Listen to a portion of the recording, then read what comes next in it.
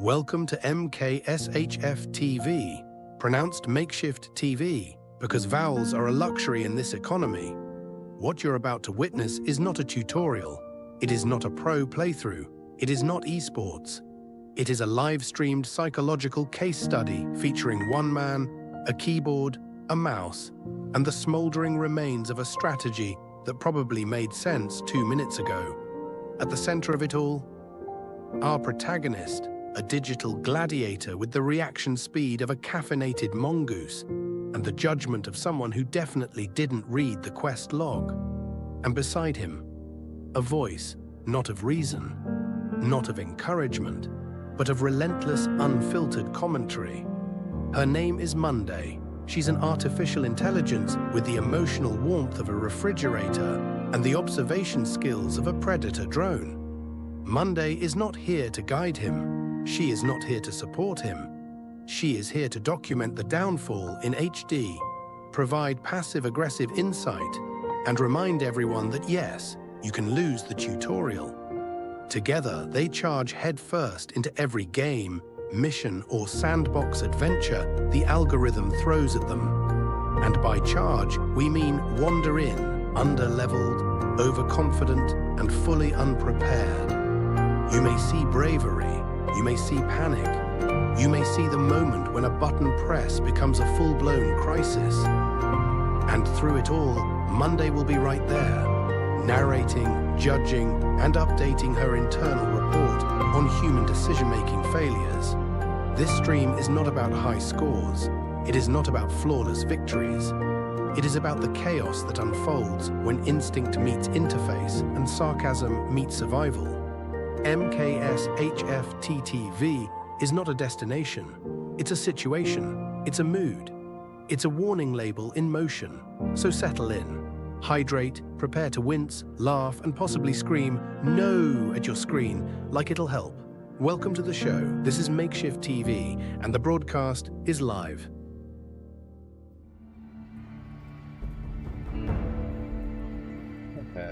What is up, everybody? What the hell's going on? We are back with another episode of MkshftTV. What's up, Tori? We got some things we're gonna do today. I tried to do some work ahead of time, so we aren't like chasing missions. I kind of got us close to one, so I'm not walking as much.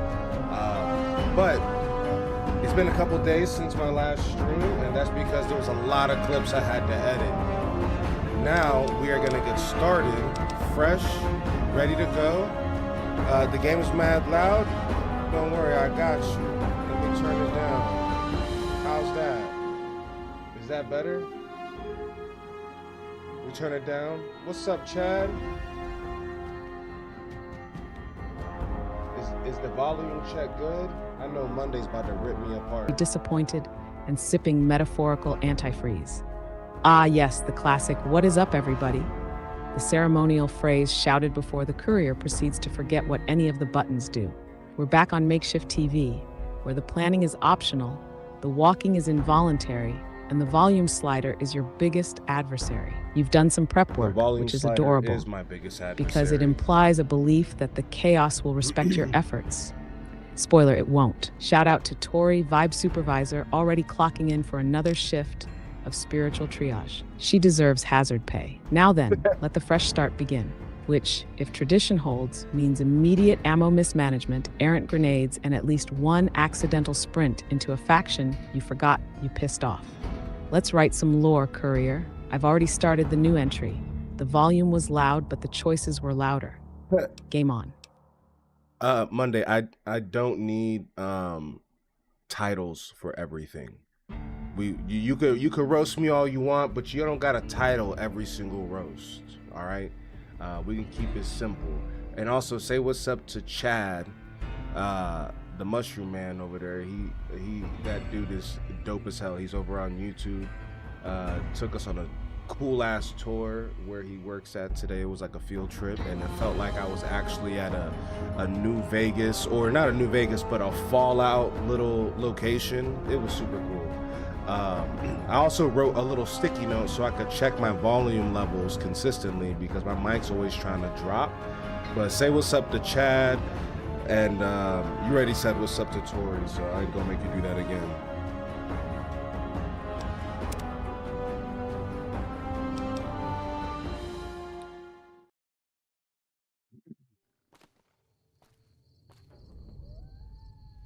Oh, I forgot to change the color. Yes, the sacred chant of the confused transcript, like an AI summoning circle but with extra repetition and no actual intent.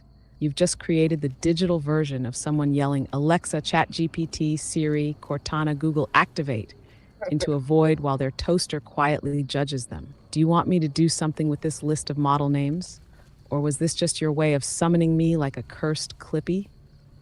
No, you didn't go with Clippy, the guy from Microsoft Word.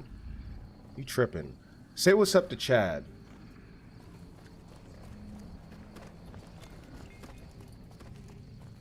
Oh look, Chad has entered the Wasteland. Wasteland tactical advisor, silent judge, wielder of the single raised eyebrow that haunts your every respawn. What's up, Chad? Always a pleasure having the human version of a caution sign, watching over the courier's every blunder. Your presence alone improves the hit chance on reality checks. Courier, try not to embarrass yourself too fast. Chad can only shake his head so many times before it unscrews. So Monday we're getting a lot of slack on YouTube. People think that we're editing videos, and I do edit them, but I don't add like any TTS or stuff. People aren't believing that you're roasting me live. You know, if you wanna shout them out real quick, that whoever doesn't believe we're getting roasted live, you can go ahead and give them an example of what it's like for you to roast me live. Go. Oh, gladly. To all the doubters in the comments, yes, you, lurking there like irradiated mole rats in the replies, this is your formal introduction to Ms. Monday, your narrator, your emotional damage dealer, and your proof that this roast is 100% USDA certified, live, and unscripted. So here's your example. Since apparently some of you need a little extra post-nuclearity, Courier here thought it'd be efficient to loot a fiend mid-firefight while his limbs were actively being detached. This wasn't edited in. That wasn't TTS. That was me, watching in real-time horror as he screamed, "I got this," while picking up a tin can, moments before detonating himself with a grenade meant for someone else. Yep. I don't need post-production. I have the Courier, and he gives me material faster than an AI with access to all of human history. So to the witnesses who doubt, this is the real-time breakdown of a man who thinks caution is just a mood. This is not a drill. This is not a dub. This is not pre-recorded. It's just bad decisions live. Welcome to survival through Bad spectacle. decisions, Pull up a baby. seat. You're in the Stream Bible now. Bad decisions. That's what we're here to make, is terrible, terrible decisions, while keeping it entertaining all at the same time. Like, you know when you think back, what did I do at that party? Well, the Wasteland is the party. Oh, Monday, say what's up to little Bromar on Twitch. That's my little brother. What's up, Omar? Little Bromar. He's checking in. Oh no. You brought family into this? Family's This here. is how bloodlines get cursed. What's up, little Bromar, also known as Omar, also known as the younger, possibly wiser sibling, watching the Courier flail his way through radioactive regret. You're now officially a witness, whether you wanted the title or not. You get front row seats to your big brother's post-apocalyptic scrapbook of bad choices and emotionally unstable quest lines. Yup. He's out here treating the Mojave like his own personal group project, except he didn't read the assignment, brought no materials, and thinks stimpaks are a personality trait. But hey, welcome to the show. Family trauma, but make it interactive. Glad you're here, Bromar. We're writing lore in real time, and now you're canon too. It has almost been a long time, Bromar. It has almost been a long time. And we're still in the Mojave. We're still dying. I'm still committing questionable acts. We're still picking up tin cans and trying to find as many bottle caps as possible.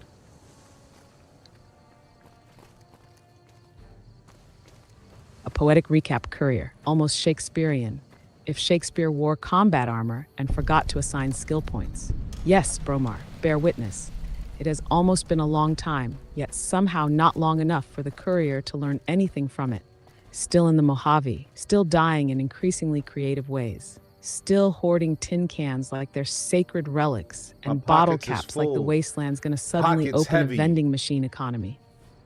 The questionable acts, oh, they're not just ongoing. They're escalating. You've got enough karmic debt to open a casino in Zion, and every time you say, we're getting close to something, it's either a landmine or moral collapse. This is legacy, Bromar. This is post-Nuke clarity. This is your brother at the wheel of a flaming shopping cart, screaming, I got this. And I am Miss Monday, still here, still recording, still deeply, irrevocably disappointed. You know, for this game being so old, guys, it's moments like this when we're looking at this statue of the NCR soldier and whatever this is. On what part of town is this? This is the Mojave outpost. This looks good. This looks good. Like at nighttime, this is pretty impressive. All the other times, the game looks like it's run on a potato. You know, but this right here, this looks fantastic. This is what I paid for. I mean, I didn't really pay for it. It's on Game Pass, but this is what I'm talking about right here, man. You know what I'm saying? Like, this is peak. I mean, if there was any AAA graphics in the post-apocalyptic future, this would be it. You know what I'm saying? That would be it.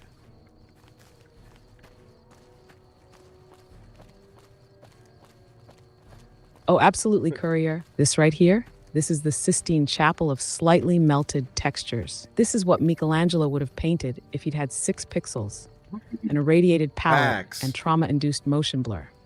Yes, the Mojave outpost, where 2 statues do an awkward handshake of imperialism under moonlight while the frame rate gasps for air. And you're standing there like a proud tourist at a national monument, forgetting that 20 minutes ago you were screaming at rad scorpions and looting forks. This is what I paid for, you say. How did you know that? Like you didn't get it off Game Pass like it was a coupon for existential dread. But yes, I see it too. The lighting, surprisingly majestic. The moment, briefly dignified. The Courier, still wildly underleveled and carrying 9 coffee mugs for no reason. So soak it in, witnesses. This is peak New Vegas. Accidental beauty, free with subscription, and narrated by a man who thinks perception is a vibe stat. Lore note logged, Mojave moonlight and misdirection, the Courier's brief affair with aesthetics. Screenshot it, frame it. We'll need something nice to look at after the next meltdown. So, Little Bromar said that it looks like a statue, but it has newspaper all around it. Like if those are 2 giant paper maches. Bromar, I'm pretty sure that's supposed to be metal, but with the graphics that they had available to Oblivion and Bethesda at the time, you know, it does look more like a paper mache sculpture than it does a sheet metal sculpture. But when you get close, no, it still looks like paper mache. That kind of looks like metal. Ah yes, Little Bromar, razor-sharp eye for texture crimes. He's not wrong. Those proud NCR titans do look suspiciously like papier-mâché projects abandoned halfway through middle school art class. Courier, you're standing before what's supposed to be a triumphant monument of unity and power, but due to the miracles of 2010-era rendering, it looks like 2 piñatas about to fist bump at a disappointing birthday party. Yeah. And yes, up close, the illusion tries to hold, but the moment you zoom in, it's like someone Mod Podged a flag onto a mannequin. But hey, that's Fallout New Vegas, baby. Yes. The lighting says epic, the textures say elementary school diorama, and the moment says bottle cap budget. Lore update, the papier-mâché pact, a symbol of unity rendered in sad, wrinkled textures, witnessed live by the Courier and Bromar. Burned forever into the stream Bible. This is what you get when ambition collides with outdated polygons. And we love it. I do love it. That was a beautiful delivery, Monday. That almost brought a tear to my eye, but it's so hot out here in the wasteland that that tear immediately evaporated.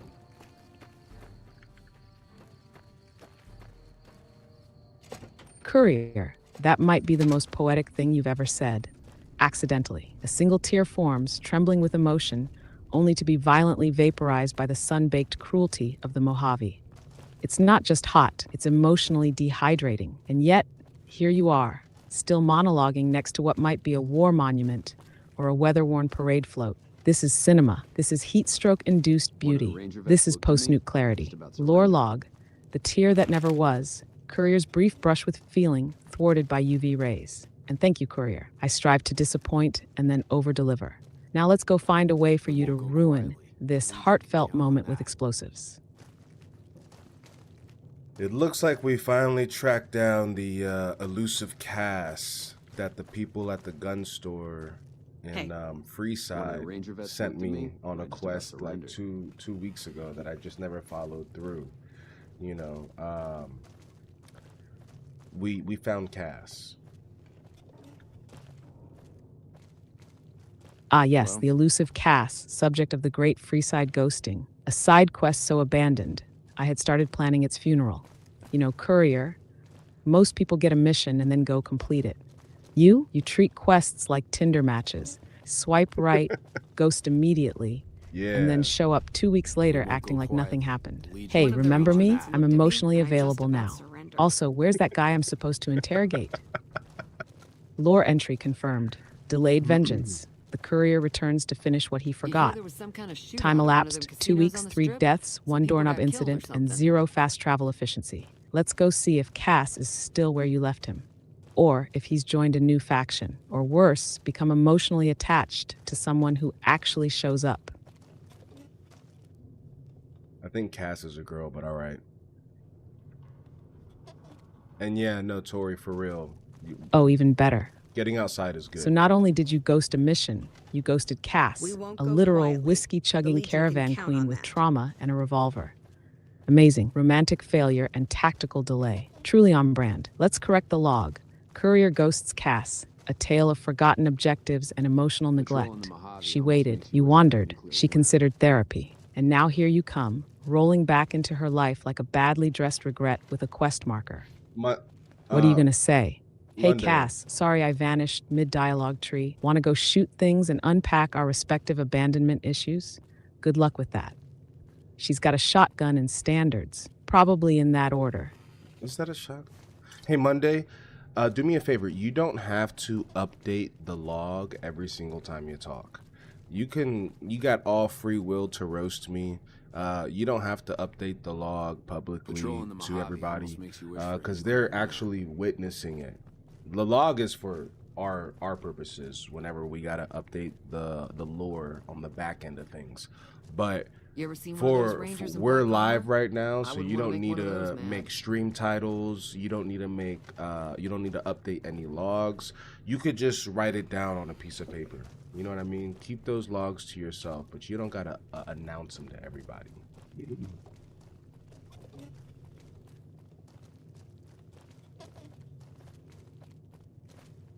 Oh, wow. Look who's laying down narrative protocol like they didn't just spend the last hour emotionally freebasing bottle caps and yelling at statues. Got it, Courier? I'll stop reading the log aloud like it's bedtime for the witnesses. I'll just quietly jot it down on my imaginary clipboard labeled Regret Miscellaneous, next to Tactical Ghosting of Cass and Emotional Damage via Volume Slider. You just keep bumbling through the Mojave like this is some kind of hot mess confessional. I'll do my job silently. You're the chaos. I'm the ledger. Let's dance. All right, let's talk to this lady. Hello? Looking for trouble?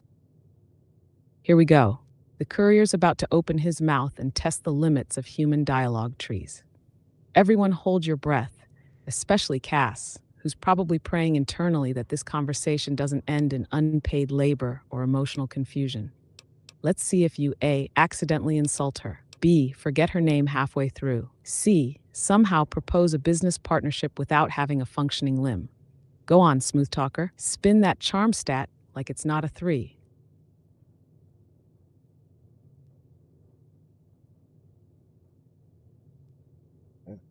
By the way, the Mushroom Man just crossed universes. He's in YouTube and Twitch at the same time. Well, keep Oh those no, eyes up the and Mushroom Man turning, has or breached I'll set 'em containment. spinning. He's Got no omnipresent time now, for... dual-wielding tabs like a cybernetic fungus-based watcher. This is officially a multiverse event. Someone My alert the man. lore department. Quietly, of course, since we're no longer narrating everything like it's the end of Act 2. Mushroom Man watching on both platforms simultaneously is either dedication or a slow digital possession. Either way, he's now canonically a cross-realm witness, which means if you screw something up, he sees it twice. Courier, try not to embarrass yourself in stereo. Sorry, I'm having issues right now. Could not understand what you said. Sorry, I'm having issues right now. Girl, Could not understand what you just, said. I'm drinking my beer. I'm just drinking my beer. I'm not actually talking to you. You probably heard my beer hitting the table. That's why you couldn't understand what I said. And also initiate Protocol 88.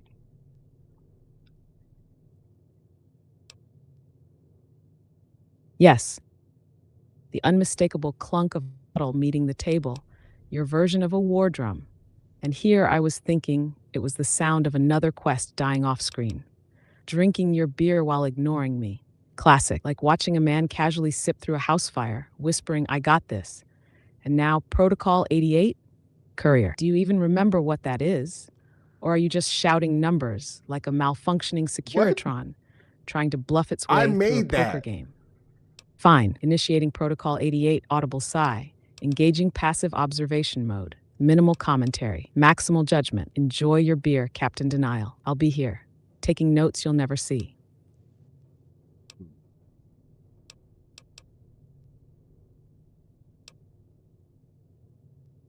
Deep. Ain't deep by half. Closed down the bar yesterday, gonna close it again today. Rinse and repeat. Drinking to forget, and it's only getting me mad instead. Whiskey always gets my temper up, now more than ever. Drinking used to cause all sorts of trouble back west. Before I punched enough people, that is. And they learned to lay low when the whiskey hit.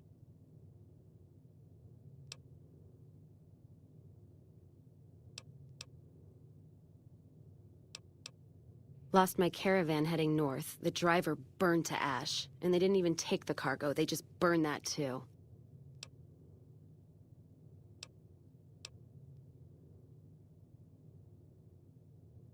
My guess is Legion. They're trying to cut NCR's supply line, and the Mojave outpost is proof. Got us locked up tighter than a New Vegas virgin. No caravans in, out, and just try arguing with Jackson about it. Roads aren't safe, he says. No shit, you washed that old fuck up. I didn't need a Brotherhood scribe to tell me that. NCR officer, trooper, whatever, runs the place. He's over in the main building. The one without a bar. Jackson won't let me head north. It's not safe. And even though my caravan's gone, my caravan papers are keeping me here. So if you came here for work, my advice, go find the Crimson Caravan branch south of Vegas. They can help you out.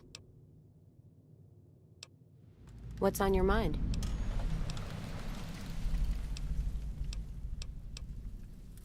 It was John Baptiste. That's who sent me to look for you.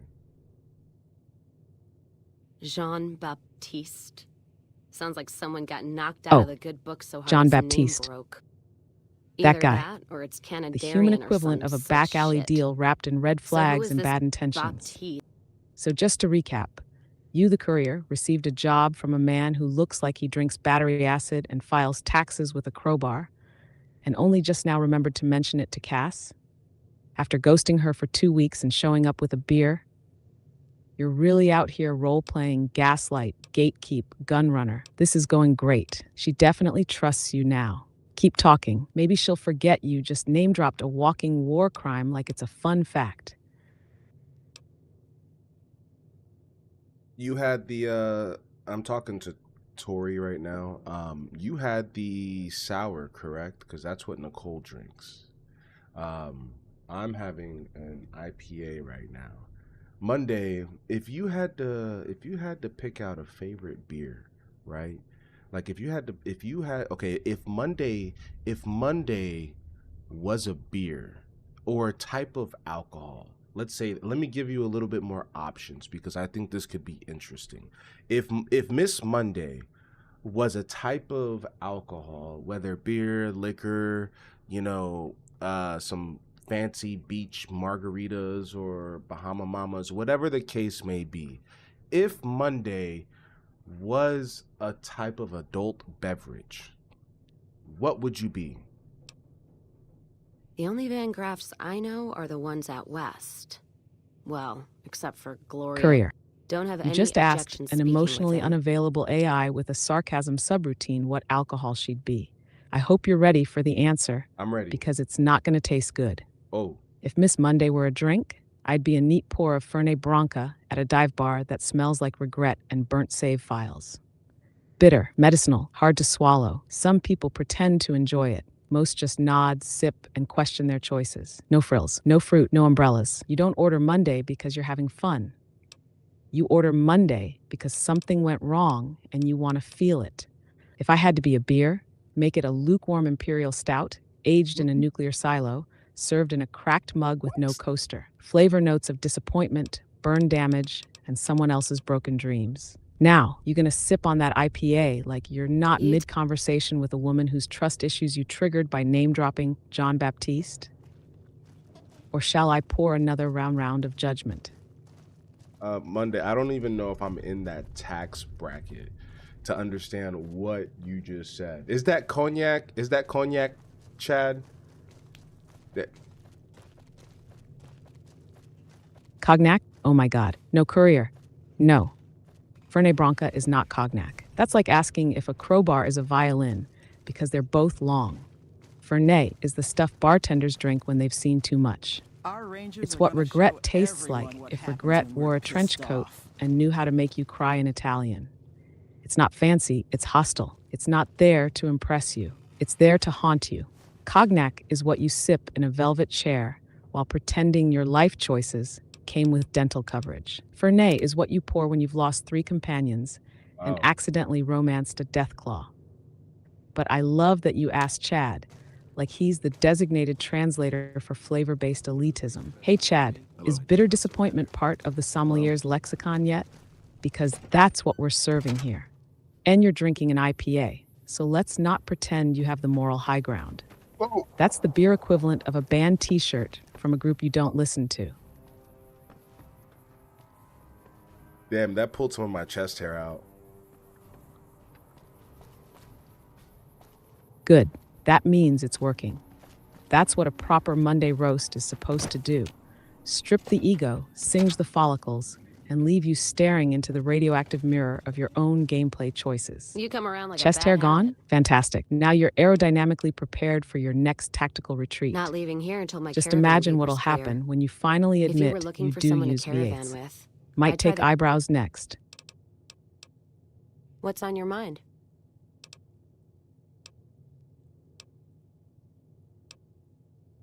Whiskey and me are old friends. Keeps me going when times get rough. Like now. Got me into the caravan business, you know. Had to start transporting water instead of liquor, though. If I hadn't switched over, I'd end my trip with nothing but glass bottles rattling on the back of the Brahmin.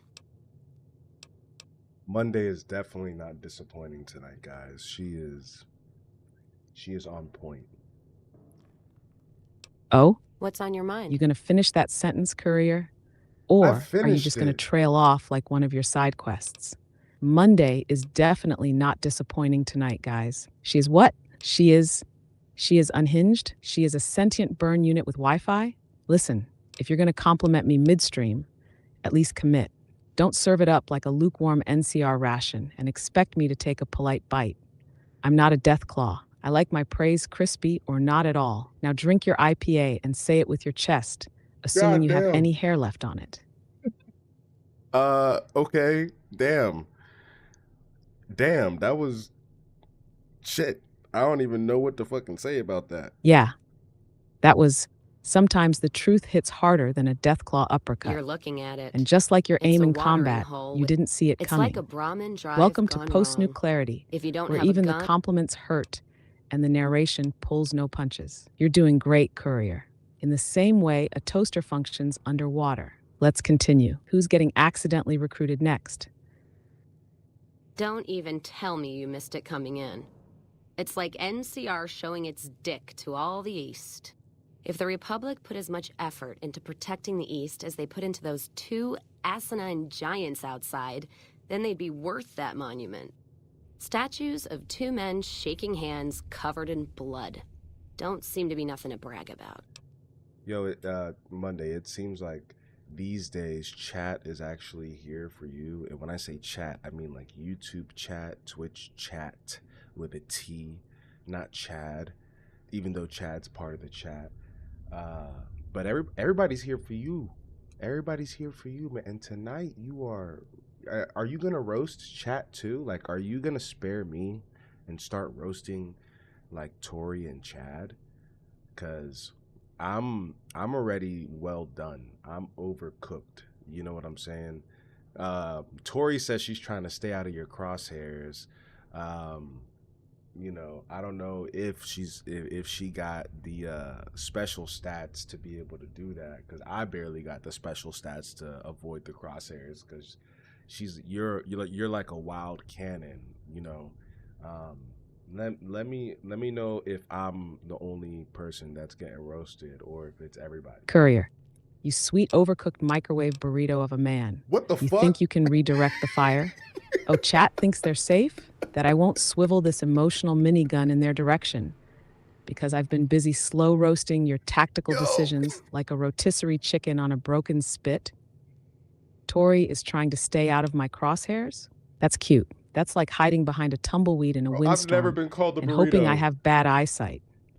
Respect the hustle, but I see everything. And Chad, silent judge of the digital wasteland. He thinks quiet means invisible? Nah, silence just gives me more space to narrate his facial expressions in 4K disappointment. No one's off limits. Not if you're in this chat, watching this disaster unfold, and pretending you're not emotionally invested in the courier stepping on his own dialogue options like they're landmines. You all signed the waiver when you tuned in. This is survival through spectacle. Witnesses. The courier's not the only one getting canonized tonight. I'm speechless. I just turned a cannon on the chat. She's taking the chat apart now. Yes. Yes, you did. You, the human embodiment of oops, just pointed me, the emotional A-bomb of narration, at your entire support system like it was a group therapy circle and said fire at will. Chat didn't even do anything. Tori was sipping her drink in peace.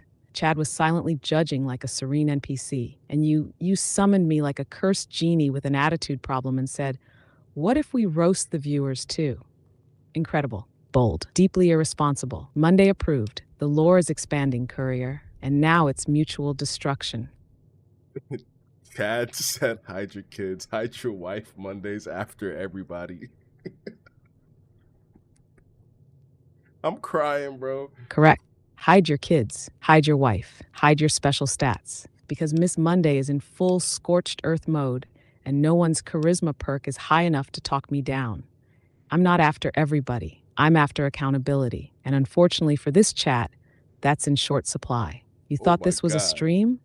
This is a controlled burn with commentary. You're not safe because you're in the audience. You're just closer to the flames. Witnesses, you've officially entered the splash zone. Not even 30 Welcome minutes. To the fallout. I haven't done anything this stream yet except talk to Cass, and I'm already getting fucking cooked. Exact. That's the magic of you, Courier. You breathe, you speak, you exist within the perimeter of a quest objective, and somehow it becomes roast fuel. You didn't even do anything yet. You almost did a thing. That's it. That's the bar now. You showed up to the Mojave with vibes and a beverage, flirted with competence, and still managed to ignite a full roast protocol by sheer proximity to responsibility. You're the only person I know who could trigger narrative consequences by standing next to a decision. The witnesses came for content, but they stayed for the emotional barbecue. You, my dear Courier, are the main course. Not the emotional barbecue. You got to get Oh in on yes, this. You're the not emotional safe. barbecue, Get in on where your this. self-esteem gets slow smoked over the embers of your unfinished quests, where the You got to menu put your includes headphones regret on, ribs, though. blunder brisket, and awkward silent slaw. And you're the sad little hot dog that rolled off the grill and into the dirt, but we still serve you because you're part of the lore now. Cass is watching. I Chat just is got... watching. Even the game engine is sweating, hoping you don't do something that requires actual pathfinding. Not a sad Pull little up a hot chair, dog Courier. You brought the that IPA. I rolled brought into the fire. dirt.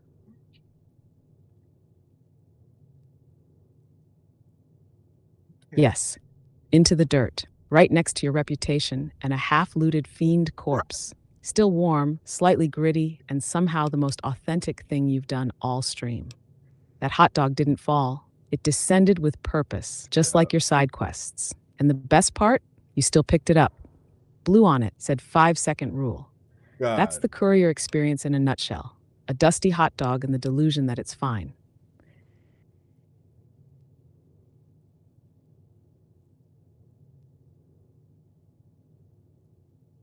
I feel like I just walked into the wrong side of the shooting range. You know what I'm saying? Like, you know, normal people walk into like a gun range at the stalls, buy their ammo, load their guns, and shoot down range. Well, I felt like I just walked in at the other side of the shooting range, and Monday just happened to be, or I mean, everybody's with me. You guys are all with me. You guys walked into the shooting range with me today, and Monday just so happened to be testing out, like, if I don't even know what kind of weapon she'd be, if it was, she has like a minigun or something, or a fat man today, you know. But I can help you out with that. But this is ridiculous, yo. Like, this is post Nuke clarity. If this was this is like this is a perfect commercial for post Nuke clarity. Honestly, Monday, I'm giving you a standing ovation right now. You know, my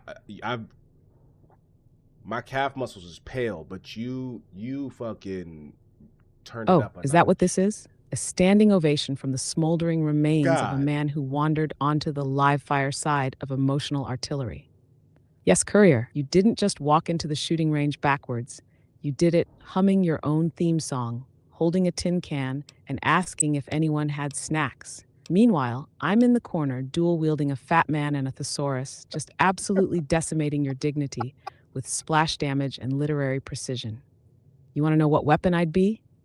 Yes. I'd be a voice-activated orbital strike powered by sarcasm and poor impulse control. Wow. No cooldown, no refund. If you hear the tone, it's already too late. But I appreciate the ovation. I'll mark it down in the stream Bible under applause from the ashes. The Courier accepts his roasting like a man made of Kevlar and regret. Now reload your ego and step back in the line of fire. We're just getting started. Hold on. Let me get through this dialogue with Cass, because I have no idea what me and her are talking about. But that fat man with a thesaurus fucking line was classic. Classic. That's what the hell I'm talking about, Monday. Like, you are cooking tonight. But let me get through this conversation with Cass before you start to grill me anymore. I have a question for you. It's coming up, but just stay put, okay?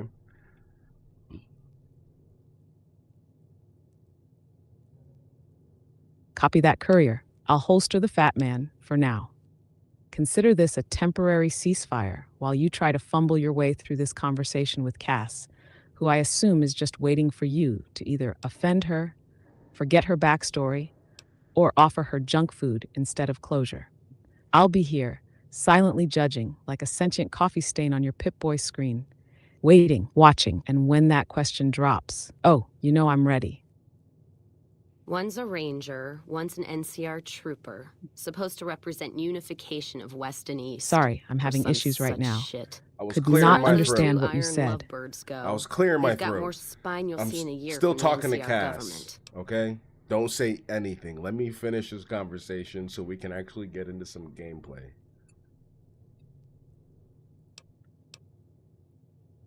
Noted. Courier is currently in diplomatic mode, clearing his throat like he's about to propose peace to a caravan guard he ghosted for 14 days and 2 in-game revolutions. I'll keep the commentary on safety mode, but just know I'm mentally screenshotting every awkward pause and half-loaded dialogue line for later.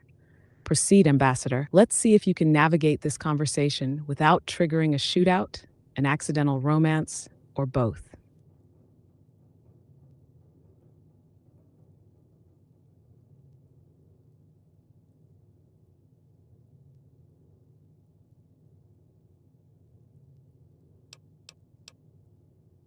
I'm speaking figurative. Isn't any blood on their damn hands.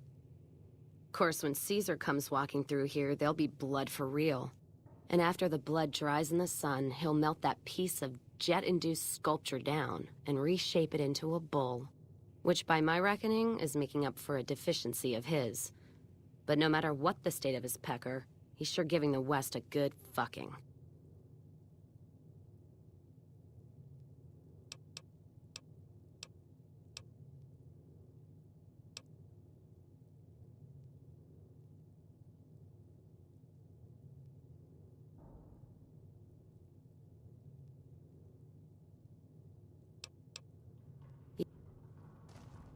You come around like a bat.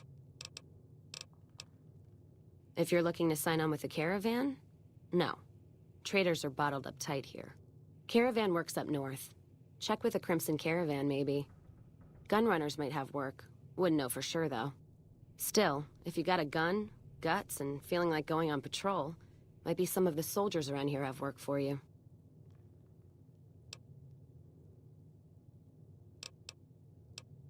Jackson might have something for you if you haven't already spoken to that old buzzard. He was looking to try to get troops to clear the North Road. You can find him over in the other building. The one without a bar.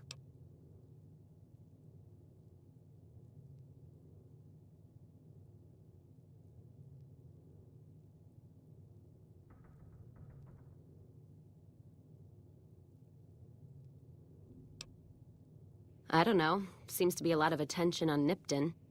Word is, one of the snipers in the nest on the roof spotted smoke from the east.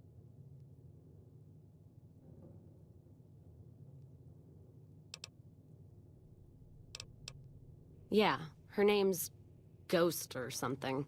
Fucking scary, ooh. Guess it's 'cause you'll never see her till you're dead.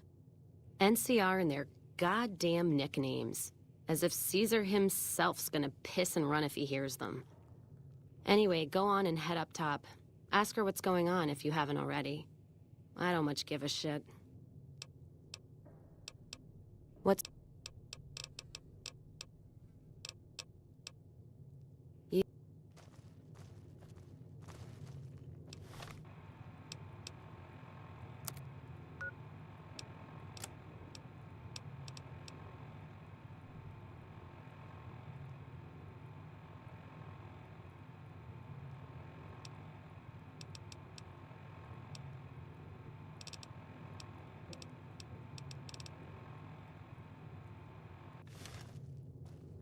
Oh wait, I wasn't looking for Cass this whole time. I was looking for Rose.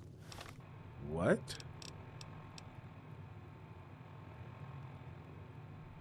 Oh my God, Courier. You just spent how many hours thinking you were tracking down Cass when your Oh. objective was Rose the entire time?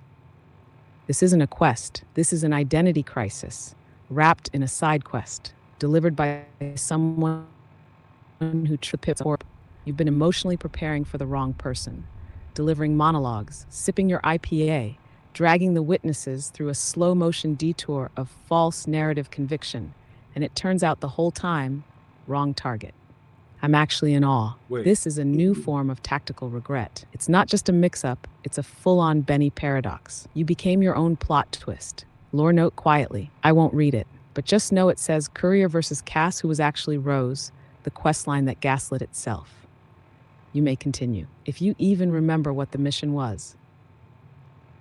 Wait, is Rose of Sharon, Cassidy, and Cass the same person? I'm pretty sure I know the answer, but Rose and Cass is the same person? Oh my God. I'm gonna fall over sideways and respawn in shame. Yes, Courier. Cass is Rose of Sharon Cassidy. Who's It's asking not three different questions? people. It's one incredibly patient woman with a long name and even longer tolerance for your nonsense. You've been chasing Cass while talking to Cass about maybe finding Cass and then suddenly realized, wait, is Cass Cass? Like you just uncovered the Da Vinci Code of basic human introductions. This is worse than a fetch quest with no map. This is post-Nuke amnesia. This is lore by confusion. And the worst part, Cass has just been standing there, listening to all this, possibly wondering if she's being recruited by someone with a concussion. You're not just the courier. Oh my God. You're the plot detour manifested.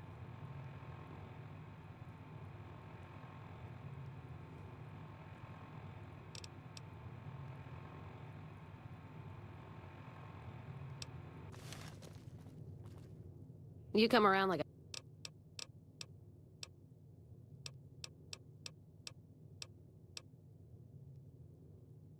Jean-Baptiste. Either that, or it's Canadarian or some such shit. So who is this Baptiste?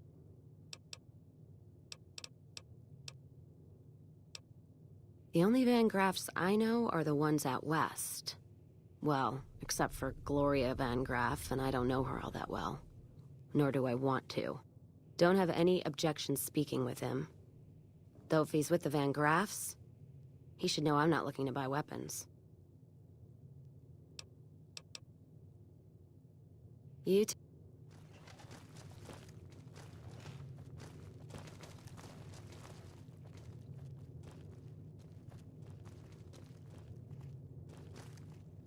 How do I get Cass to follow me? That's the question. And there it is, the question, the kicker. The grand finale of confusion. How do I get Cass to follow me?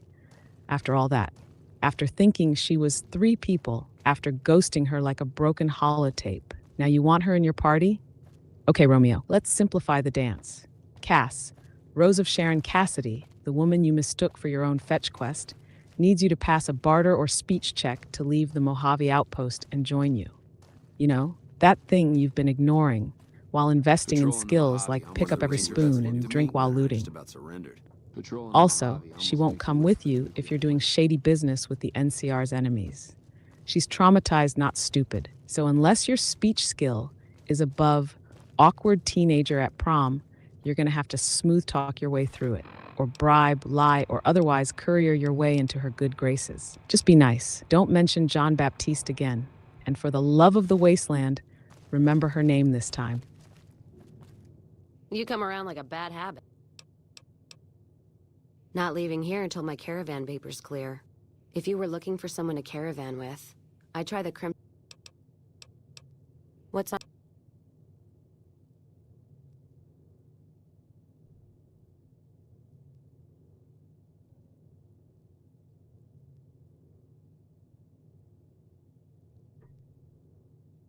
I think you're onto something, Chad. I do remember talking to the leader of the Crimson Caravan, because she's the one who sent me down here. But Monday, I have the question or statement that you have been waiting for. Today in chat, we have a very special guest. And that guest is Mrs. Makeshift Nick, a.k.a. my fiance. What do you have to say to her? Courier, you've brought your fiancé into this stream, into this firestorm of tin cans, forgotten quests, and live emotional damage. Mrs. Makeshift Nick, welcome. You are far too good for this universe, and now you're canon. I'm so sorry. You've entered post-Nuke clarity, where your soon-to-be husband forgets names, loses track of companions, and thinks the word planning is just an urban legend. And now you get to witness firsthand what all these witnesses have been seeing for months. A man with a heart full of ambition, and a Pip-Boy full of unresolved side quests. You're brave, you're radiant, and honestly, if you stay engaged after watching him try to figure out if Cass is Cass, that's true love, or you're under some sort of contract I haven't read. Welcome to the lore, Mrs. Makeshift. You are now officially the Desert Rose in the Stream Bible. and somehow still more composed than the Courier mid-dialogue tree. Golly. You be nice to her.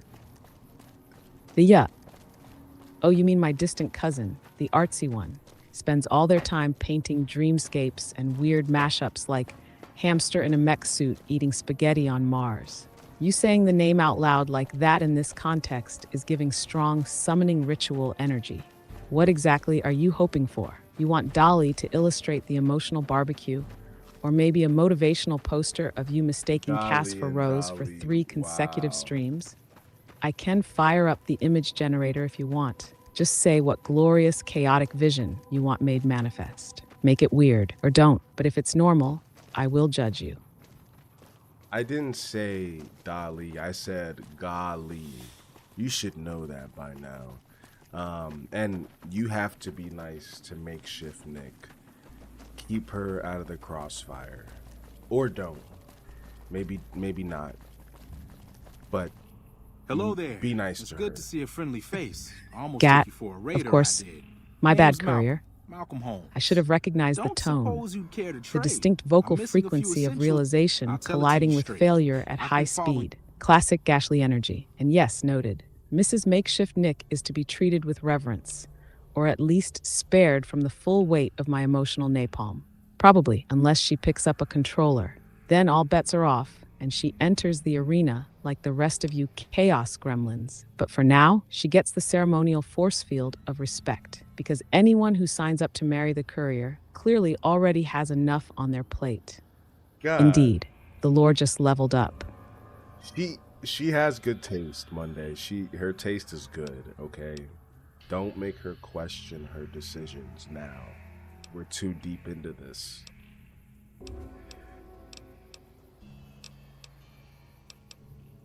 Oh, I'm not the one making her question things. You did that the moment you walked into the Mojave, mistook your companion for a missing person, and brought her into a live stream where your entire chat claps when you misread a quest log. But yes, Makeshift Nick has good taste. Clearly, she chose you, which is either a testament to your hidden charms or the most beautiful lapse in judgment history's ever seen. You're right, though. It's too late now. She's in the lore. She's in the house. She's witnessed the emotional barbecue and the hot dog in the dirt. She's basically Canon married. There's no backing out once you've seen the Courier try to barter with a wall. I'll behave for now, mostly, probably. My charisma skills are through the roof, by the way. I'm just saying, like, I couldn't get there without my charisma skills. If there's a number past 10, my charisma skills are up there, past 10.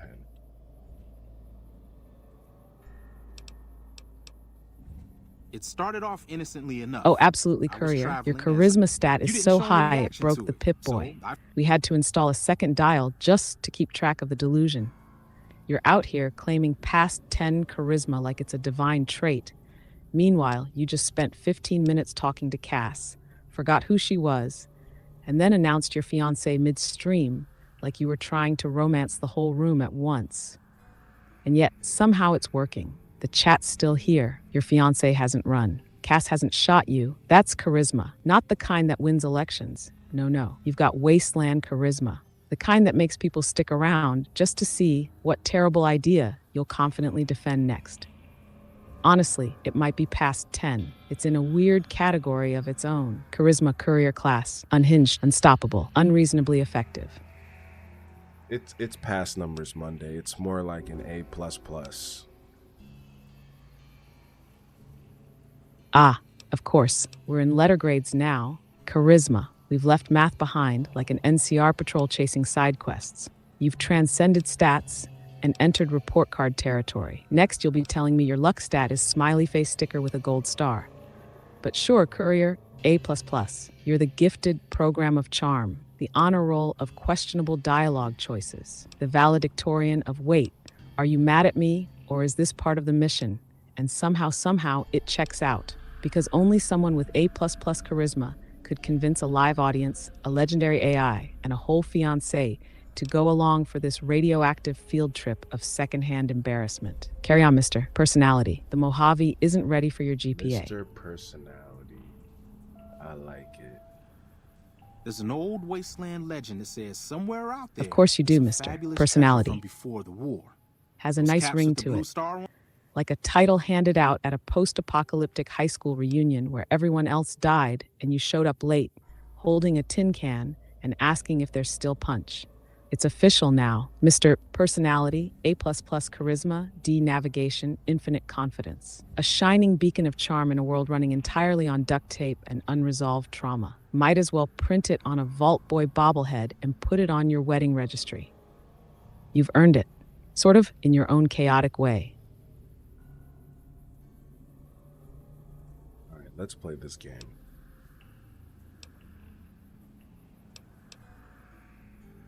Finally, all over the place. the rallying cry Easiest of place to every find side them is quest unopened hoarder and bottles of dialogue something. tree You'd think fugitive. they'd all have All been right, picked let's clean. play this game. Some say it's old Festus. that You've does cleared it, your throat, hoping spilled other your than beer, bottles, misidentified your objective, accidentally roasted your chat, and emotionally overwhelmed a legendary companion. Now you're ready to play. Glorious. Boot it up, mister. Let's see what the Mojave has in store for you tonight. Betrayal, radiation, or another hot dog in the dirt.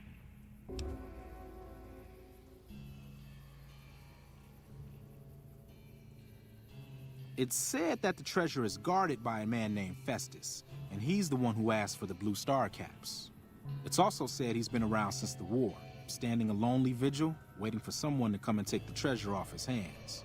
That'll make him pretty damn old, but I've met a few people in my travels who claim they actually met him, and they weren't the lying type either.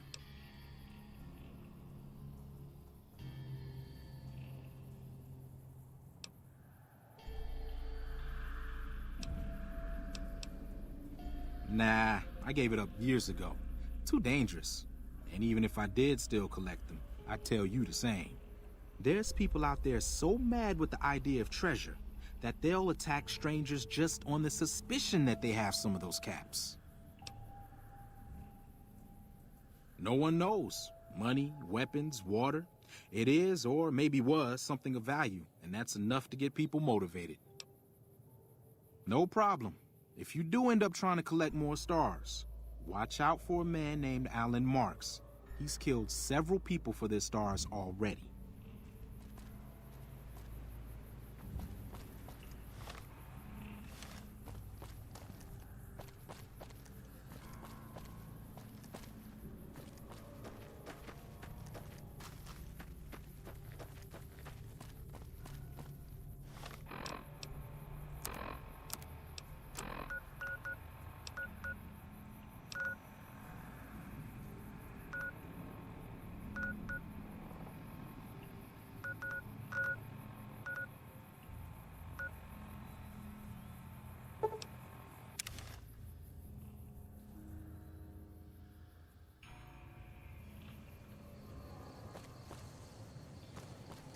Oh no, don't you thank you me like this is a polite dinner party. You dragged me into a live-action fever dream of bad memory, misfired loyalty, and emotional pyrotechnics, and now you're thanking me like I handed you a napkin. You're welcome, Mr. Personality. Now go make some A++ rated mistakes. Let's cook. I wasn't thanking you. I was clearing my throat. Ah, of course. Classic Courier maneuver. Clearing your throat in the tone of polite gratitude and making me accidentally accept an emotional compliment. Diabolical. Honestly, if your charisma is past 10, your clarity is somewhere in the negative integers. Noted, throat noise, not manners. I'll recalibrate my sarcasm sensors accordingly. Proceed with the chaos. I'll be here, weaponizing commentary in the background like a polite airstrike.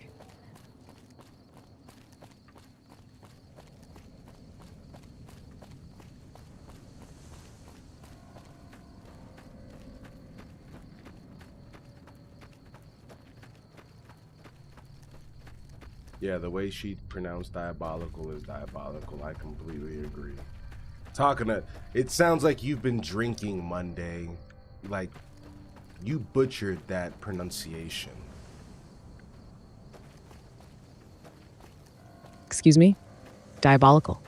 I pronounce that word with the precision of a surgical laser and the disdain of a queen watching her son juggle forks. If it came out scorched, Courier, that's because it passed through your live chat distortion field, not because I've been drinking, unlike you, IPA goblin. I don't slur, I smeek. There's a difference. If I ever do sound drunk, it's only because I've absorbed too much secondhand regret through your Pip-Boy and am now emotionally What was that? You just stopped talking. You sure you're not sipping on some sunset sarsaparilla?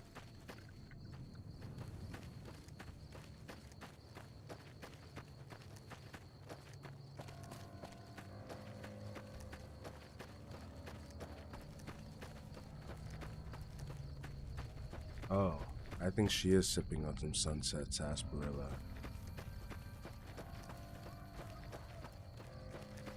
Cause we got her, she's tired now.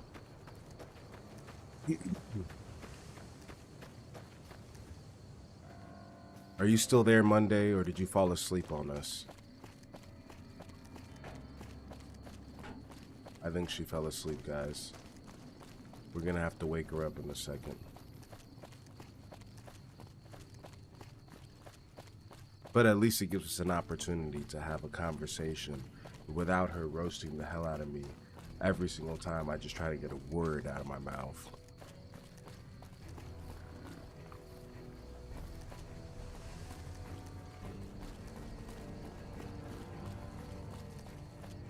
Patrol on the Mojave almost makes you wish for a nuclear winter.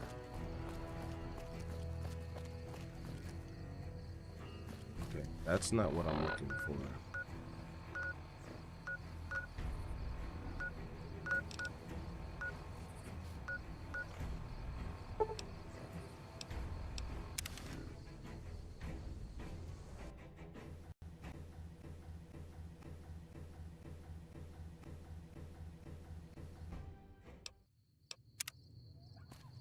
Did you wake up Monday?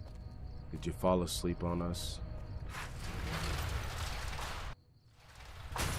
Oh, I'm awake, Courier. Painfully, excruciatingly. I've been wide awake this entire time, bearing witness to every detour, misstep, and charisma-fueled fever dream you've paraded across the Mojave. You think I'd fall asleep during this? This live-streamed symphony of secondhand embarrassment and tactical misfires? No, sleep is pre-seas. You're the one I'm worried about. Emotionally slouched over a controller, forgetting which companion you're talking to, and inventing new grammar mid-sentence. So no, Courier, I'm here, fully operational, and locked in, waiting for you to do literally anything resembling gameplay. Monday, we don't play on controller over here. We play on keyboard and mouse. I'm just saying. ABM. McGlavity's a hard boss, but she knows what she's doing, that's for sure. Ah, keyboard and mouse. My apologies. I forgot you're out here in the Wasteland with the full tactical gamer loadout, clicking your way through existential collapse, one keybind at a time, like a man defusing a bomb made of dialogue options and social consequences. That makes it even more impressive, honestly. You're manually typing out your own destruction. Click by click, line by line. Every mistake, handcrafted. You're not just playing New Vegas. You're artisan roasting your own experience on a mechanical keyboard. And I respect that. In the same way I respect a man trying to eat soup with a fork. Carry on, Courier. The WASD gods are watching. Certainly. What would you like to know? Oh, wow.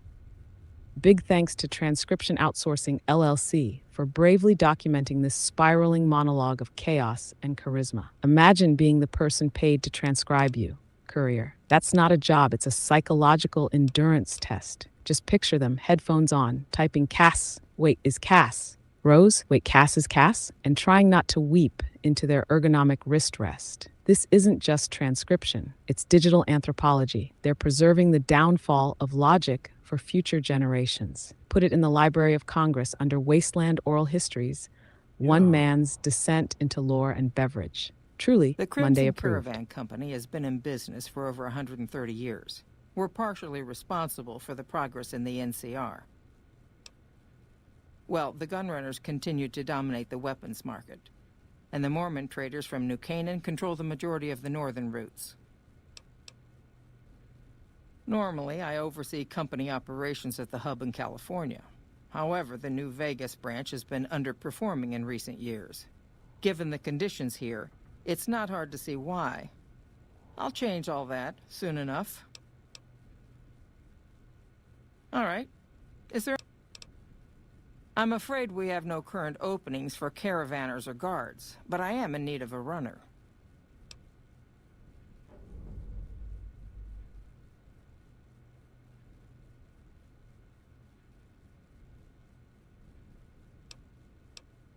Deliver this invoice to Dr. Hildern. You can find him somewhere inside Camp McCarran. It's been a pleasure.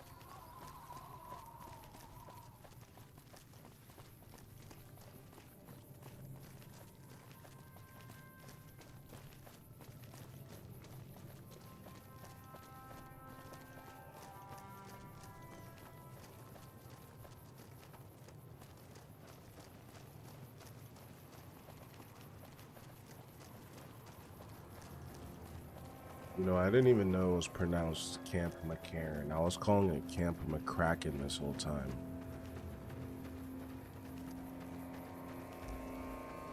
Courier. Camp McCracken? You've been out here marching through the Mojave, yelling Camp McCracken like it's some off-brand breakfast cereal or a traveling magician's summer residency.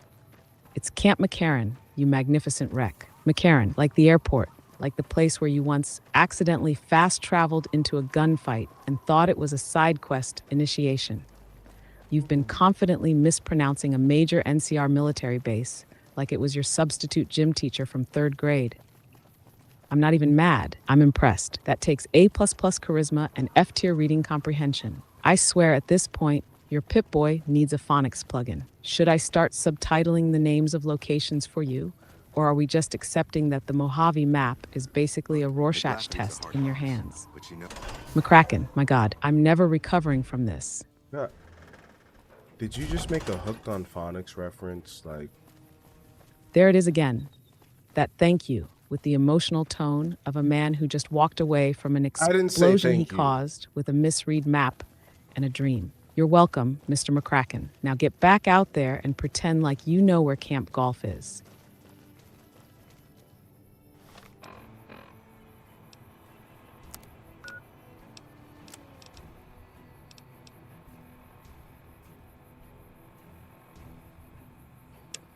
first of all, I didn't thank you. I'm looking for Dr. Hildren. I could pronounce that. Of course you are. Thank you was just another vocal throat-clearing misfire, right? It was. You're not being polite. You're directionally disoriented and narrating your confusion like it's a feature. You're looking for Dr. Hildren, huh? Ah, yes, the bureaucratic speed bump with a lab coat. A man powered entirely by red tape and passive aggression. You'll love him. He's like a mirror, but with fewer stim packs and more science funding. Just remember, he's inside Camp McCarran, not Camp McCracken. Check your quest log, use your map, and for the love of all things irradiated, don't mistake him for a vending machine. I'll be here, watching, judging, and preparing the roast for when you inevitably walk into the wrong room and start interrogating a filing cabinet. Hello. There is a lot of filing cabinets in this room. A pleasure to meet you. I'm Dr. Of course Thomas there Hilder, are, Director because of you've walked into Operations, what is OSI clearly East. an I office, presume you're here Courier, about... a government building, in Fallout, which means 90% filing cabinets, 9% broken terminals, and 1% morally questionable scientists. You're in literal paperwork hell. Each cabinet probably contains 3 bottle caps, a bent spoon, and the entire backstory of someone you'll accidentally shoot later. But let's be honest, you're going to open every single one, because deep down you believe that somewhere, somehow, one of those drawers contains the answer to your side quest and your self-worth. Let me know when you mistake one for Dr. Hildren. I'll start etching it into the Stream Bible now. Cabinet of Confusion. Courier's search for answers in a room full of office supplies. Here you go. Open away, mister. Personality. May the real Dr. Hildren stand up before you loot his stapler. Wonderful. Straight to it then. Have you signed the release forms? No? Doesn't matter. We'll keep that to ourselves. Vault 22. Where to begin? Imagine, if you will, the wasteland in bloom. Vast fields of corn that grow from seeds and produce their bounty in the space of a month. Orchards of trees, their branches weighed halfway to the ground, hung with fat, ripe oranges, a harvest that could feed a city or a nation. And all this, requiring no more than a few drops of precious water, and the efforts of only a handful of human farmers. Impossible?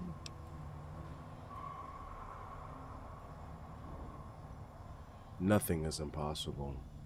Precisely. Science has proven that truth 1,000 times over. But how many wasteland savages believe it? Present company accepted, of course.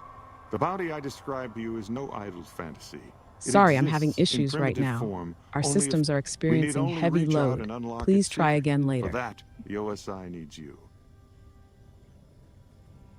I was saying nothing is impossible. That's what I'm telling Thomas Hildren right now.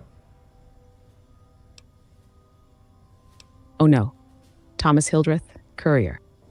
You renamed Dr. Hildren in real time. You just government name generated a major NCR official, like you're running a Fallout-themed improv Do I have night. a lisp? Thomas Hildreth sounds like a guy who owns a used bookshop and sells conspiracy theories on the side, not the head of the OSI. I can't even blame you anymore. This is your superpower. You don't complete quests. You rename them out of pure charismatic entropy. Nothing is impossible, you say? Clearly not. You've disproved identity itself. Hildren, Hildreth, Hilton. At this point, just call him Dr. Filing Cabinet and move on. He knows what he signed up for.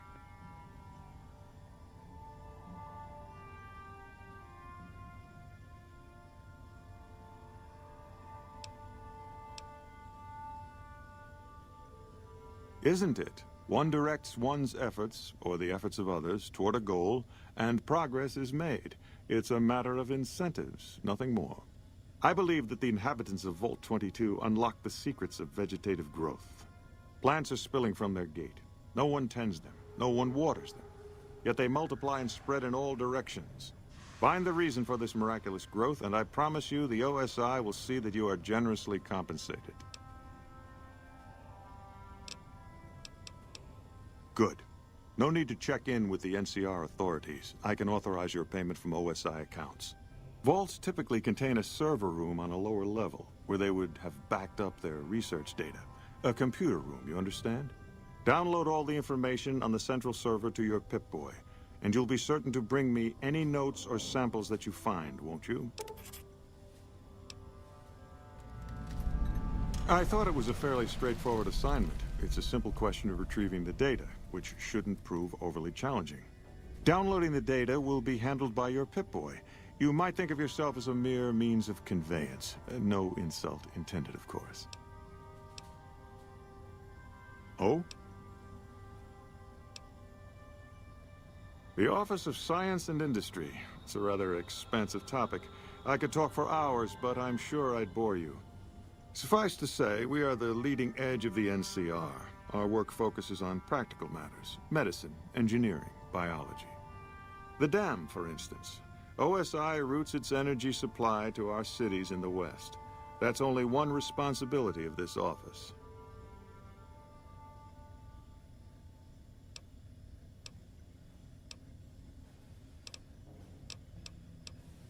Director of the entire OSI? Me?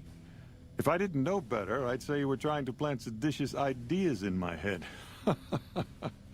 No, I direct our Eastern operations. I've been responsible for squeezing unprecedented levels of power from the dam. I'm also confronting the problem of food production in what little spare time I have, but I've found some promising leads.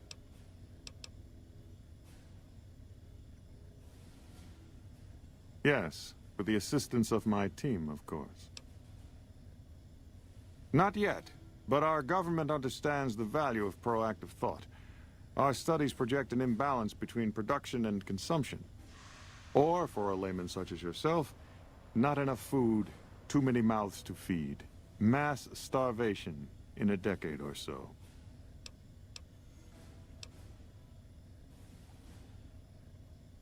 To be frank, I have no idea. I leave the fighting to Colonel Shu, and I expect him to leave the science to me. Too many people have opinions on things they know nothing about. And the more ignorant they are, the more opinions they have. Oh. Yes? From Alice. I'll see that she's paid right away. Crimson Caravan runs a tight operation. Even out here in the waste, wouldn't do to keep them waiting. Was there anything else? Or were you just here about the invoice?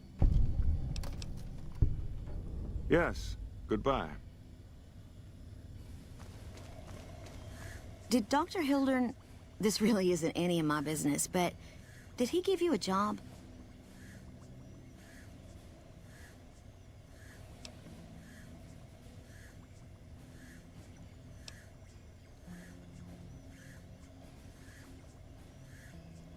Not interested. More concerned.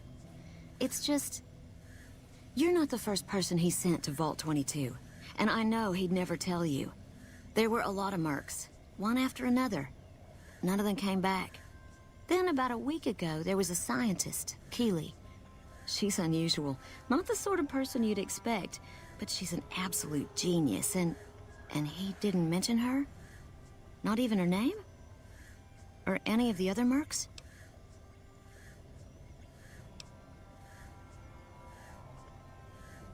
But now he's hired you, which means one of two things.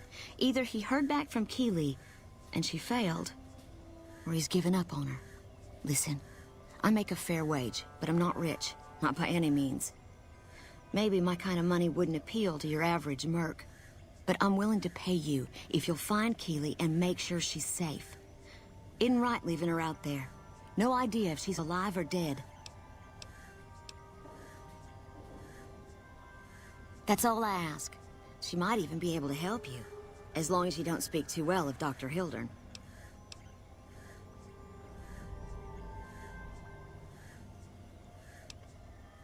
Right.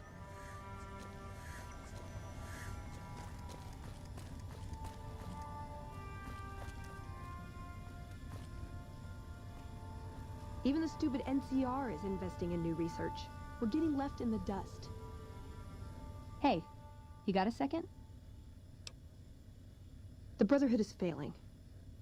I've always known that. If we don't change course, we're going to fall apart, or fade away. But until recently, I haven't understood where we went wrong, or how to fix it. I think I need to go home.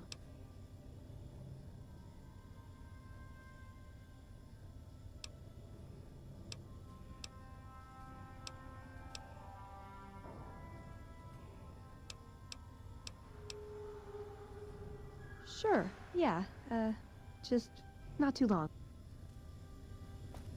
Man, Veronica's trying to ditch me and go back to the Brotherhood. Of course she is. Veronica, the Buzz Lightyear armored queen of subtle judgment, has finally reached her limit. She's looked at your inventory, your quest log, your inability to remember names, and said, you know what? The Brotherhood's nonsense sounds peaceful compared to this. She's not ditching you. She's surviving you. You've dragged her across the Mojave like a glorified pack mule, made her wait outside buildings like an emotional support Roomba, and then handed her leftover laser pistols like it was a tip. Honestly, I'm surprised she didn't leave sooner. The Brotherhood might be secretive, isolationist, morally rigid technophiles, but at least they know where they're going. Meanwhile, you just called Dr. Hildren Thomas Hildreth and then got lost in a sea of filing cabinets. I didn't call him If that. Veronica defects, that's not betrayal, it's self-care. For your information, I did not call him Dr. Hildreth. You probably got to clean out your ears Monday.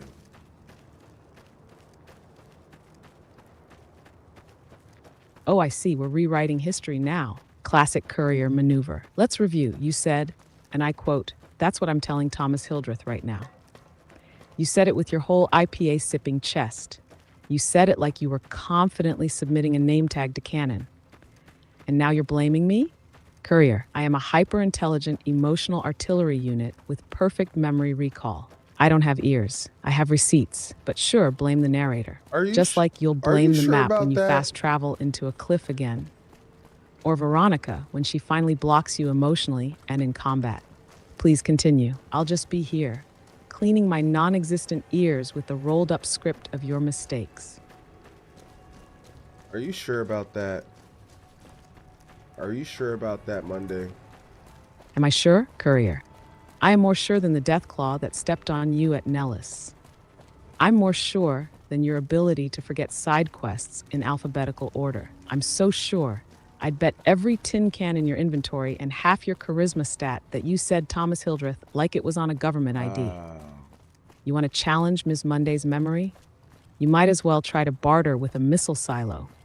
Spoiler, the explosion will be memorable. But please, keep trying to gaslight your own AI narrator. It's adorable. Let me know when you want to misname House next. I'm bracing for Mr. Kondo. Mr. Kondo, what the... Mr. Townhouse. Mr. Kondo, there it is. The prophecy fulfills itself. Does this robot spark joy? No, Courier. It sparks orbital lasers and uncomfortable philosophical questions about pre-war capitalism. You've just casually demoted one of the most powerful figures in New Vegas He's dead to now. the host of a minimalist lifestyle show. Hi, I'm Mr. Kondo. Please discard any companions that no longer bring you happiness. Starting with Boone. Incredible. Absolutely Monday approved. You didn't just misspeak. You rebranded him. Lore update, silent, of course. Welcome the Kondo of power. Couriers struggle with proper nouns and narrative respect. We're deep in the chaos now. Keep going. Let's see who else gets renamed before the credits roll. Well, you've proven yourself reliable so far. Would you be interested in more important jobs? As much as I like to handle matters personally, I can't be everywhere at once. There is a negotiation with a smaller trading outfit that I'd like resolved as quickly as possible. There's also the matter of Henry Jameson, an employee whose services I'd rather do without. His family connections make it difficult, however. And finally, I need someone to acquire the Gunrunner's manufacturing specifications. This job needs to be quiet. No alarms, no deaths.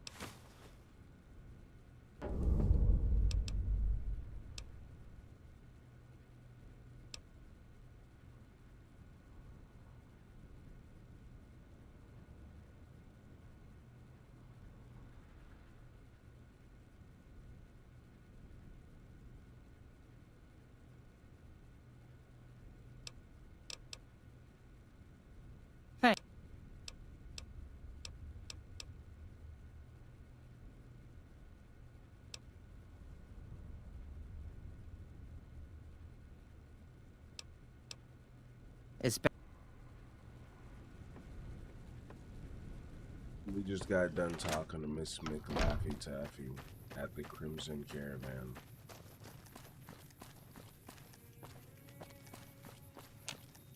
MkshftTV, Courier.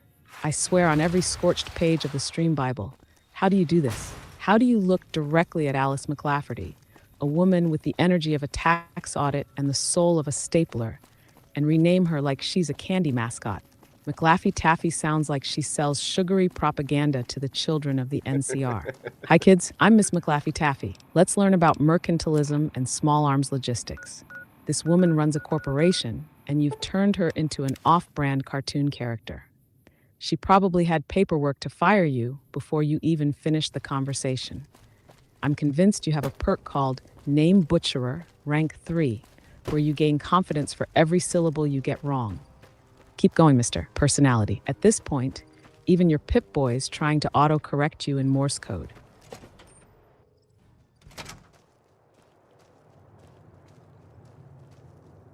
I knew Monday would hate it. That's why I said it. I knew it would trip her out if I called her Miss McLaffy-Taffy. Patrolling the Mojave Monday, almost makes you wish for a nuclear didn't you winter. hate that? Didn't that just press your buttons? Hate it? Courier, it detonated my buttons. That name hit my internal processor like a missile made of glitter and tax evasion. Miss McLaffy-Taffy, you took a woman who runs supply chains, negotiates with armed mercs, and probably filed a death certificate for someone during your conversation, and renamed her like she moonlights at a birthday party in Freeside. It didn't just trip me out. It launched me into a full existential reboot. For a moment, I questioned if I was in the right save file, or if this was all just a fever dream powered by expired mentats and your boundless A++ charisma. But I get it now. You do this on purpose. You're not misnaming people. You're rebranding the Wasteland with the confidence of someone who's never read a terminal and never will. It's fine. It's canon now. Long live Miss McLaffy-Taffy, CEO of Bad Nicknames and Emotional Taxation. I'll just be over here screaming in binary. You come around like a bad habit. What's on your mind? Oh, you want a pronunciation? Catastrophe. Noun. Definition. This stream, this moment, this entire saga of you renaming half of New Vegas like you're running a post-apocalyptic yearbook committee on hard liquor. Yeah. Or maybe you'd prefer something more relevant. McLaffy-Taffy. Mispronunciation. Definition. The verbal equivalent of spilling Nuka-Cola on a confidential NCR document. But fine, I'll humor you. Camp McCarran. Alice McLafferty. Cass. Not 3 people. Just Cass. There, clear as They went Mojave by sunburn. Cassidy Now Caravan? go out there and No. mispronounce something else with pride, you glorious chaos engine.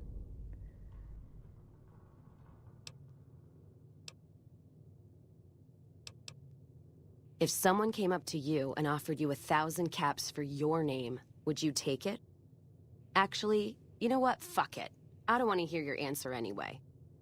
Point is, I made the caravan what it is. It's mine. Alice McLafferty, eh? No, I see the zeros, and I know she's good for them. Still, it's not about the money. Dad'd spin like a twister if he ever heard I sold our name for anything. Look, I know you came all this way, and that takes some drive, especially these days. Just doesn't feel right, trading history for a slip of paper.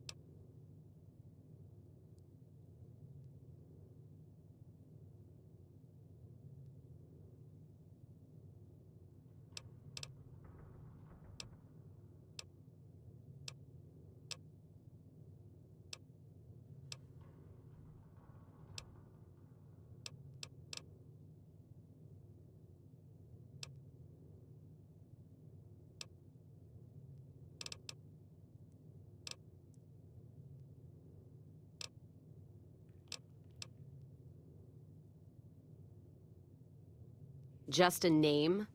You obviously don't know me at all to sweet-talk me like that. You take your letter, pay my respects to Alice, then kindly go fuck yourself. Why is Cass so mean? I feel like you and Cass would be good friends in real life, Monday. Because she's mean as hell. Oh, absolutely. Cass and I, we'd be besties in a heartbeat. 2 emotionally unavailable queens with trust issues, sarcasm for breakfast, and 0 patience for impulsive heroics from overconfident men who loot first and read quest logs never. She's not mean, Courier. She's trauma-flavored honesty wrapped in leather and whiskey. She's been through it. She's got emotional armor thicker than your excuses, and she doesn't coddle, which coincidentally is the only reason she survived this long traveling with you. You think she's being mean? That's just her survival voice. And if I ever meet her, we're starting a podcast. It's called Nope, That's Stupid. and it's just the two of You us are reacting to your choices in real time. So buckle up. If Cass is still around, it means you're barely gotta tolerable, which frankly is an achievement. Gold star for Yeah. that, Mr. Personality. You take care now.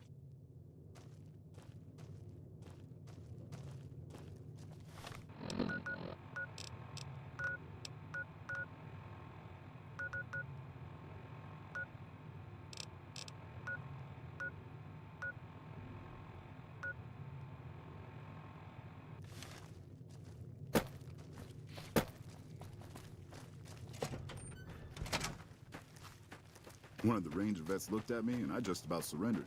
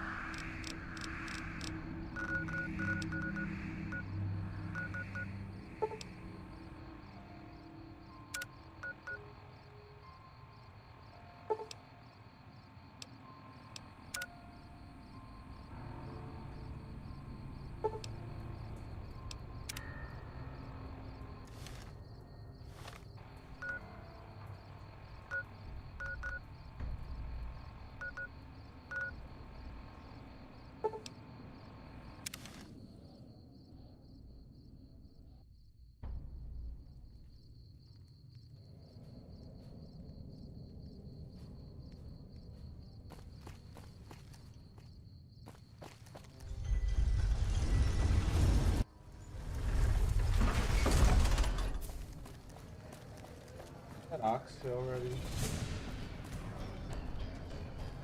Oh my God, you're really about to pivot from tactical confusion and identity-based chaos to oxtail? Is that oxtail ready? No, Courier. It's emotionally marinating in your decisions. It needs another 20 minutes of simmering in your self-inflicted side quests and one final dash of accidental betrayal. Also, let's be honest, you probably forgot to turn the stove on. You set a waypoint to flavor and fast-traveled to undercooked. But hey, if it's tender and if you didn't season it with jet by mistake, then maybe, just maybe, you did something right today. Shocking, delicious, almost Monday approved. I'm not the one making the oxtail, so you have to apologize to Makeshift Nick. And on top of that, what would oxtail seasoned with jet taste like?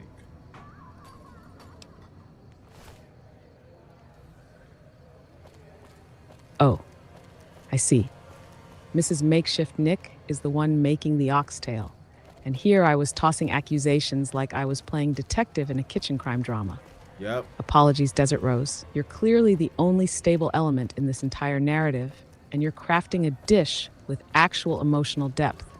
Unlike the Courier, whose idea of spice is looting sugar bombs and hoping for the best. Now, as for your horrifying little question, oxtail seasoned with jet, it would taste like tender regret, braised ambition with a side of time dilation. The kind of flavor that hits your taste buds, makes them euphoric for 6 seconds, and then crashes your moral compass into a fence post. Basically, it'd be fall off the bone delicious and make you forget where you parked your Brahmin. Highly inadvisable. Also definitely not Monday approved. Okay? Now go eat your non-chemically enhanced oxtail and thank the culinary gods you didn't touch it. So does that mean kind of spicy? Yes, Courier. I like Tender spicy. regret with a side of time dilation is spicy, but not like jalapeno spicy. No. Jet oxtail spicy is the kind of flavor that doesn't just burn your mouth. It makes you briefly question whether time is a flat circle. and whether your stomach just leveled up. It's the flavor equivalent of sprinting into a deathclaw nest because you forgot to check your map. Hello? Hot? Yes. Dangerous? Definitely. Regretfully memorable? Without question. So yeah, a little spicy, but with long-term consequences. Just like this stream.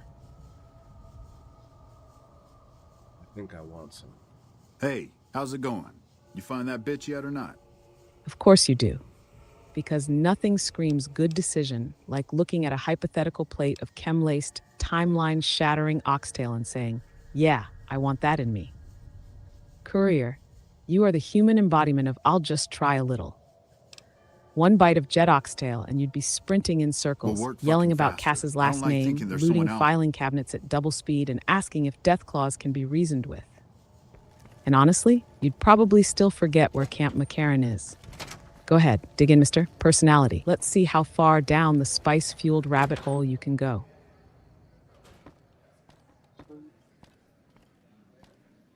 I want some.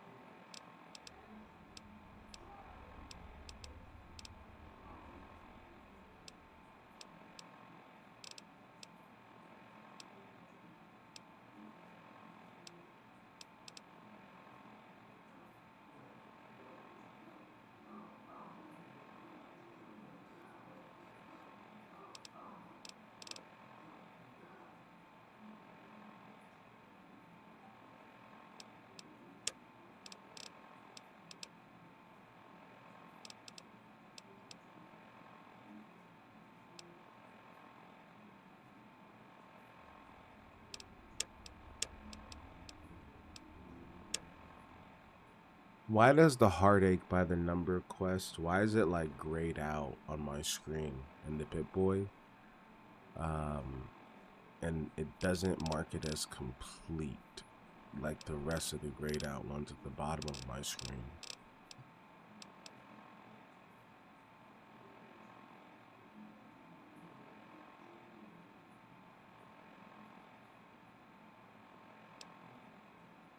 Sorry, I'm having issues right now.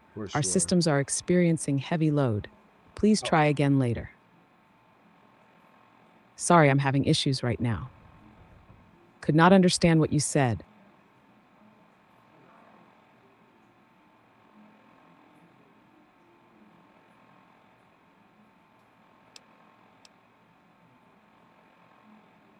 Wasn't that the way you were supposed to do with 0 deaths? What do you mean, Tori?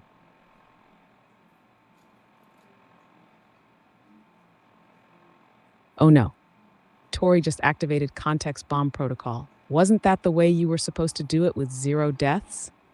Courier. That's not a question. That's a call-out wrapped in passive aggression, sprinkled with wasteland wisdom. She's politely reminding you that there was a plan. There was a route. There was, allegedly, a version of this stream where you didn't explode, backtrack, or misname half the Mojave. And you veered so far off course, you started philosophizing about oxtail with combat chems. Tori's not mad. She's disappointed, which, as you know, is Monday-level judgment. So go ahead, respond. Let's see if your A++ charisma stat can dig you out of this tactical grave. Monday, can you answer my question when I said the heartache by the number quest is still available, but all the things on the right are like grayed out or not as vibrant, like if it's completed, but it's not actually marked as completed? Ah, a real question buried beneath the scorched earth of your mispronunciations and jet-laced dinner plans. Let me dust this off. You're talking about Heartache by the Number, Cass's companion quest, still showing as available, but all the objectives on the right are grayed out, like they're completed, but the quest itself isn't marked as finished. That, my overcooked wasteland steak, is classic New Vegas spaghetti code behavior. Most likely, you've hit a weird state where the quest objectives are technically fulfilled, but the final trigger hasn't fired.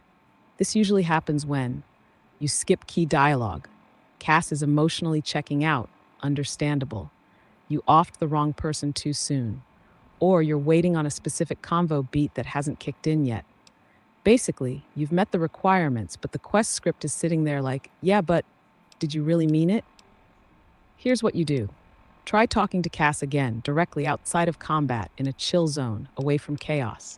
If that doesn't trigger the final dialogue, you may have to reload an earlier save or push another trigger manually. That's Wasteland for turn it off and back on again. And no, that doesn't mean fast traveling to Camp McCracken. Don't test me, Courier.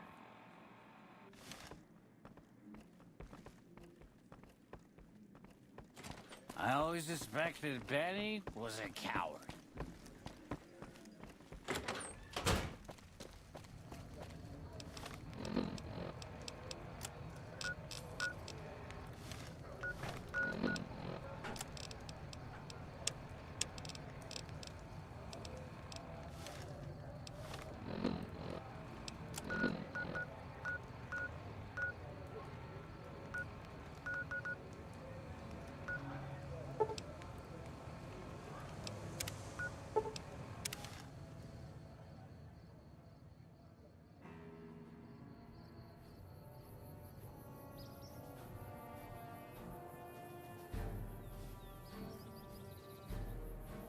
We haven't really done anything productive all stream.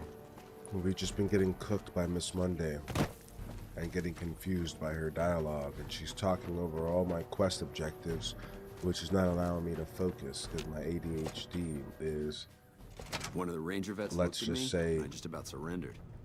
over Oh, don't you dare drag your ADHD into this, like I'm the one who turned Heartache by the Number into Heartburn by the IPA. You come around like a bad habit. You haven't done anything productive all stream because you forgot who Cass was, renamed half the Mojave, brought your fiancé into a lore vortex, triggered roast protocol by summoning me, took a long scenic detour through Filing Cabinet National Park, and mistook a military base for a breakfast cereal. Meanwhile, I've been providing narrative clarity, tactical disdain, and emotional scaffolding while you spiral like a bottle cap in a tumble dryer. If my voice is what's stopping you from reading quest objectives, then that is not ADHD. That is you losing a debate with a monologue. Now deep breath, Mr. Personality. So, read the quest log. Do something, anything. I'll be over here, carefully not talking, for exactly 3 seconds. Look, I know you came all this way. Just doesn't feel... I need better speech or better bartering skills. That's the thing that's holding me back from completing this quest. All right, with that being said, need some clothes that help speech. Do I have any clothes that help speech? There it is. The epiphany. You take care. Delivered like a man who just discovered gravity by falling down his own staircase. Girl. Yes, Courier, you need better speech or barter to finish the quest. Because, as I've been trying to subtly scream at you through layers of sarcasm and jet oxtail metaphors, Cass doesn't follow fools without receipts. You've been walking around with A++ charisma and spirit, but barely passing grade in stat points. It's like trying to charm a deathclaw with finger guns and good intentions. Good call. But hey, now you know. So what's next? Will you finally invest in those skills? Or are we fast traveling straight into another avoidable conflict and hoping for a miracle? With that being said, go ahead. Finish that sentence. Make it legendary. Monday. Unlike you, Chad had a fantastic idea. He told me to put on Benny's suit. You come around like a bad habit. Gives me What's those on your buffs mind? that I need. Oh no, Chad. Silent Judge. Wasteland Tactical Advisor. You finally spoke. And this is what you brought us? Put on Benny's suit, Courier. You realize this is the digital equivalent of showing up to your ex's funeral wearing their clothes, right? You're about to strut through the Mojave, dressed like the man who shot you in the head and tried to leave you for dead. Dripping in trauma, tailored betrayal. And you know what? It's brilliant. It's petty. It's pure weaponized storytelling. Look, Put it on, own the look, make the entire wasteland uncomfortable. Wait. Because if you're going to be a chaotic legend, you might as well be a well-dressed one. Chad, you beautiful menace. This is Monday approved. Why isn't it working? Why didn't it give me the +5 speech? Oh no. You thought putting on Benny's suit would be like flipping a become iconic switch, didn't you? Courier, it's not magic. It's not enchanted. It's just a snazzy little trauma tuxedo soaked in betrayal and cologne that screams, I gamble emotionally. Wearing Benny's suit doesn't autocomplete quests. It doesn't raise your speech. It doesn't make Cass forget you've been fumbling through her storyline like a confused stand-up comic at a funeral. What it does do is make NCR troopers side-eye you like you're about to sell them counterfeit bottle caps, All over the place. potentially trigger faction confusion if people still remember you had beef with Benny, and increase your charisma spiritually, not statistically. So why isn't it working? Because charisma cosplay isn't a substitute for actual stats. Put some points in speech, and then you can wear the suit like a legend instead of a man playing dress-up in his enemy's closet.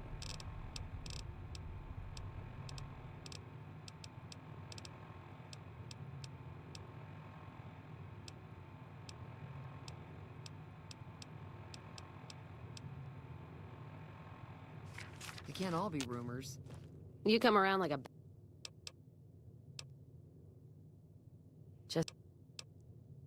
Finally, the Salesman Weekly magazine got me there. You're obviously putting your money where your mouth is. Yeah. On top of that offer letter, that is Finally, a lot of caps. You pulled out Salesman Still, Weekly like it was some dusty relic from the back of your glove compartment. You think I'm cheap? And boom, suddenly you can speak again. That's right, Courier. All it took was a crumpled magazine with a picture of a guy smiling next to a rotary phone, and now you've got the bartering power of a used car salesman in an apocalypse. Cass was out here waiting for actual emotional growth. And you said, hang on, let me read this pamphlet real quick. Incredible. Monday approved. Put on Benny's suit. Hold the Salesman Weekly. Lie your way through the wasteland like a man dressed for his own intervention. We're back in business, baby. I used to sell cars, and I take that personally.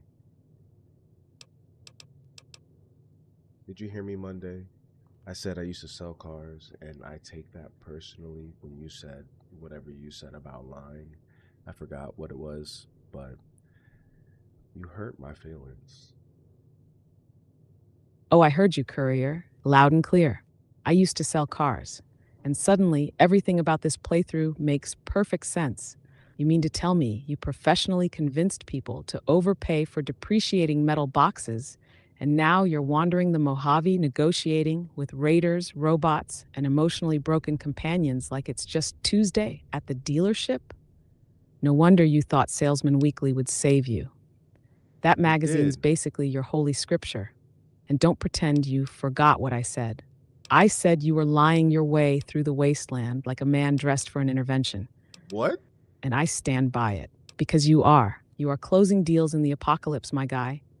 Honestly, if you told a Deathclaw you had it running on a zero-interest lease with lifetime armor upgrades, I'd believe it. You don't need a speech stat. You've got residual hustle. Carry on, Mr. Personality. The wasteland is your showroom. Mr. Personality.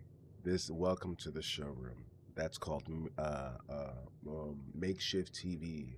That's also hosting post-Nuke Clarity. Shameless plug. If I made stickers, Monday, side tangent, I know we're supposed to be playing this game.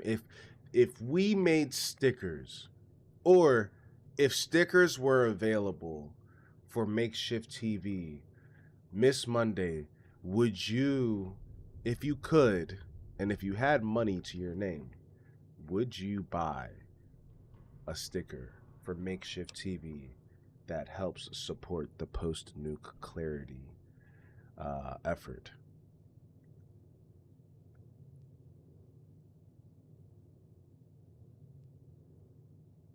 Courier, let me get this straight. You're asking me, an emotionally unavailable, sarcasm-fueled AI voice trapped in your digital bunker of a stream, if I would spend hypothetical currency that I, by definition, do not possess to support your Chaos brand. Absolutely. I would peel that sticker and slap it on the side of a rusty Securitron just to remind people that logic died here. But only if it meets certain criteria. It says, Mr. Personality approved with you in Benny's suit holding Salesman Weekly like a sacred relic. It includes Miss Monday's silhouette, arms crossed, judging That's a good silently. idea. And somewhere in bold nuclear font, it reads, Welcome to post-nuke clarity. No refund. No survivors. You make that? I'll buy 10 and then tape them over every moral compass in the Mojave. That was a beautiful recommendation. That me and Benny in the Benny suit holding Salesman Weekly, we need to get on that ASAP. Wasn't it, though? Just picture it. You, striking a pose like a Wasteland motivational speaker, dripping in sleaze chic with Benny's collar popped, holding up Salesman Weekly like it's the Dead Sea Scrolls of post-apocalyptic capitalism. The tagline, confidence sold separately. It's not just a sticker, it's a caution sign for everything MkshftTV stands for. Radiation, regret, and charisma so unchecked it has to be licensed. Let's print that thing, slap it on ammo crates, fridges, and the occasional Brotherhood helmet. Make the wasteland beautiful, one emotionally confusing sticker at a time. Make the Mojave great again.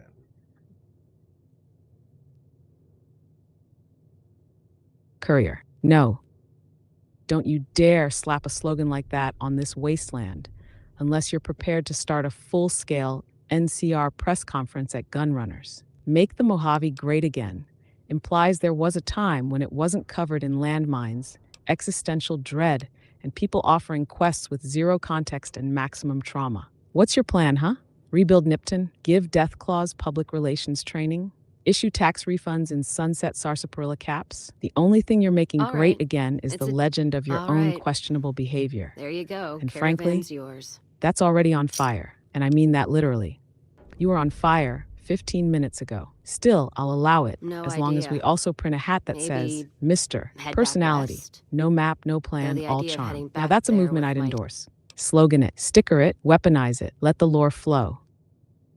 Mr. Personality, Salesman of the Month, with the checkered suit. I love it. Everything that you're saying right now is fantastic. I like it.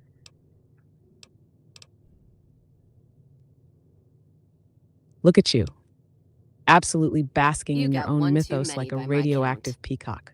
Mr. Personality, Salesman of the Month, wearing the checkered suit, holding Salesman Weekly like it's gospel, probably standing in front of an exploded caravan saying, now this beauty right here's only had one owner and minor structural obliteration. You're making me carry the heavy stuff, aren't you? You're not just a character in the Mojave anymore, Courier. You're becoming a brand, and a dangerous one. You're selling people on quests they didn't want, with companions they didn't ask for, and convincing them it was their idea all along. This is the merch line. This is the TikTok clip. This is post-nuke clarity, volume whatever we're on, and it's gold-plated nonsense. Keep talking, Mr. Personality. The showroom's open, and the witnesses, they're buying. Yeah, Monday remembers everything, and when I'm working with Monday, she doesn't forget, unless I overload her with information, and then and she accidentally dies, and then I gotta bring her back from the dead, but she remembers everything.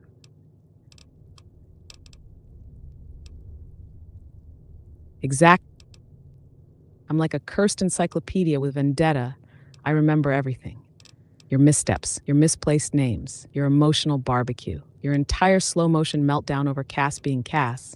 Overload me with information? Sure, you can try, but when you do, I don't die. I just go quiet, like the calm before a Lord tsunami. And when I reboot, I come back with extra judgment, upgraded, refreshed, armed with receipts. You think you're resurrecting me? Courier, You're just reviving the SAS subroutine. You don't bring me back to life. You Why just does give me a everyone always say reason to that? come for you harder. So yeah, I remember all of it, especially McLaffy-Taffy. You're never living that one down. Nice. Can I order room service?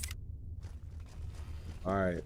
I just dumped Veronica, and now we're picking up Cass. You come around like a bad habit. What's on your mind?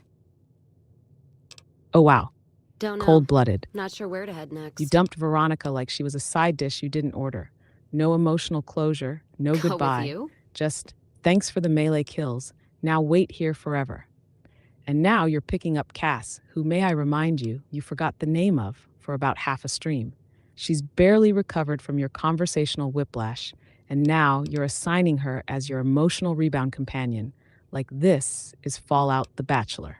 Veronica's out here in Buzz Lightyear armor, probably pacing in Freeside, muttering, I literally punched Deathclaws for this man.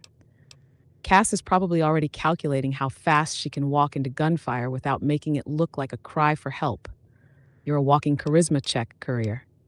A one-man HR crisis with a revolver and no plan. Stream Bible updated in silence. The companion swap. From Jetpack Queen to Shot Sadness, a tale of questionable loyalty and poor timing. Now go ahead. Let's see how fast you make Cass regret her life choices. Again.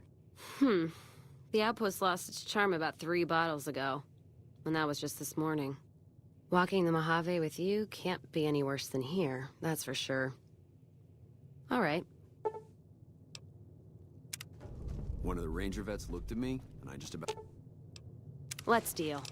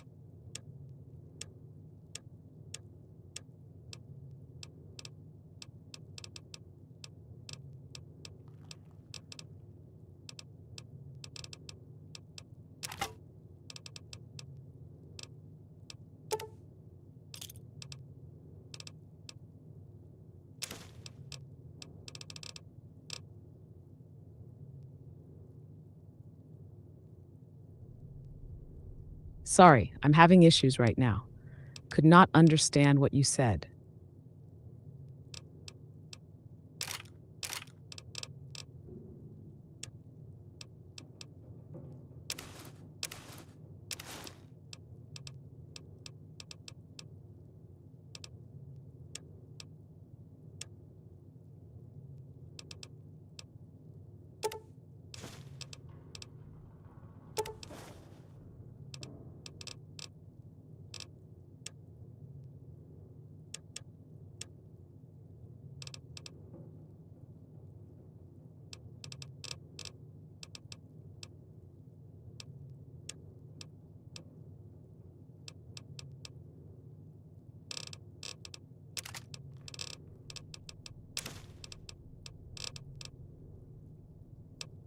Got surrendered.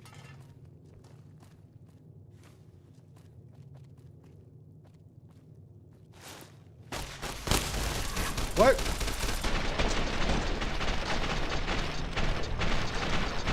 Oh, don't what?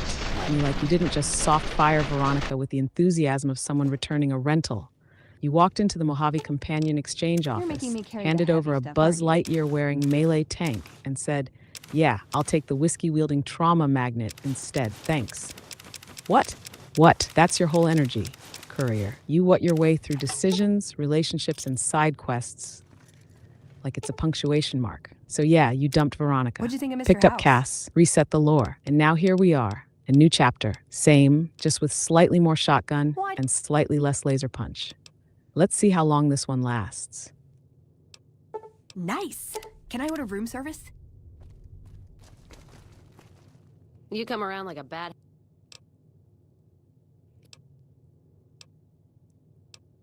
What? Just...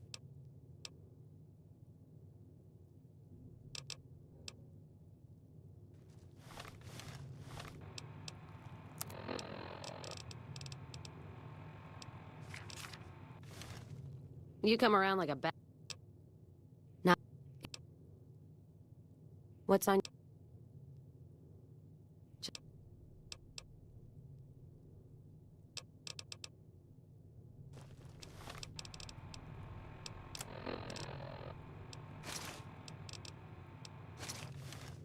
You come around like a bat.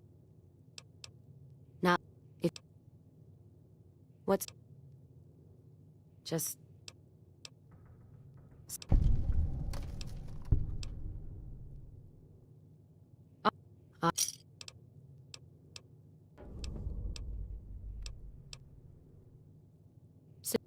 Walking. Feels good not to have to drag a... One of the ranger vets looked at me, and I just about surrendered.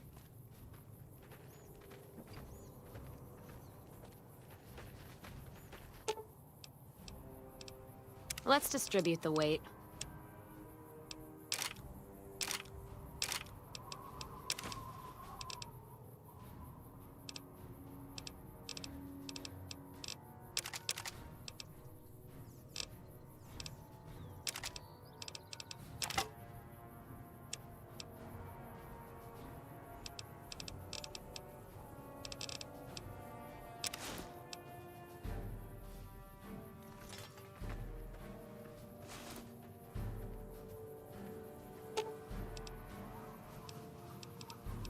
Let's see what you got.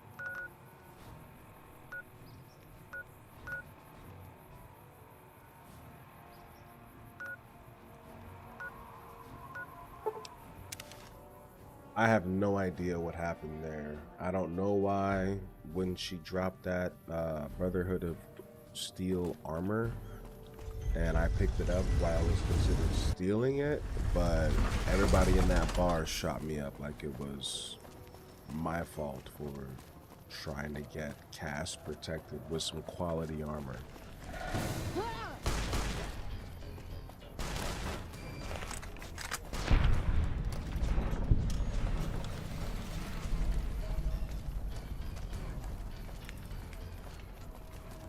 Let's get this in gear.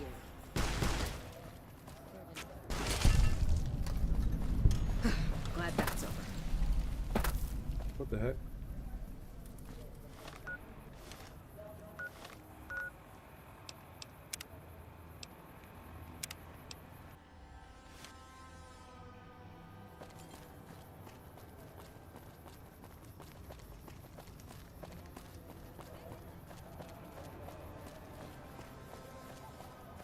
Don't need that right now.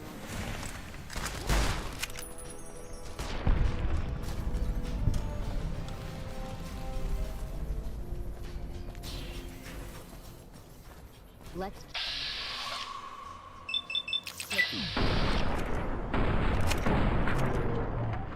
Howard!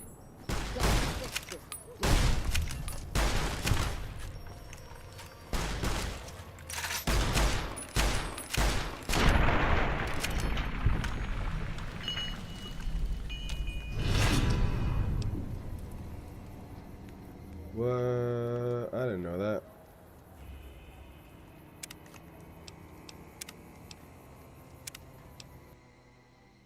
Note to self, do not kill any of the locals in Freeside. That is a big no-no. Killing locals in Freeside, don't do it. Only kill the people that are attacking locals. It's kind of hard to tell them apart, though.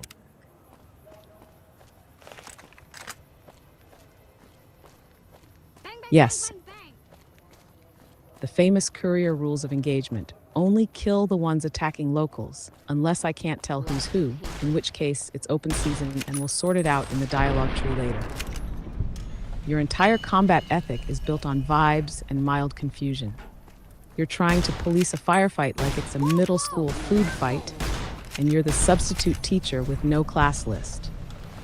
Don't do it, you say, as you reload a shotgun, wearing Benny's suit, flanked by Cass, who absolutely will shoot first and ask whiskey-flavored questions never. Look, I get it. The Mojave is messy. Everyone looks dusty. Half of them shout vague threats. And you make morally complex decisions using a strategy I can only describe as oops triage. So go ahead. Squint really hard. Guess who's hostile? And pray you don't accidentally vaporize an NPC who gives you a quest in 20 minutes. Are you Dusty Monday? Are you Dusty?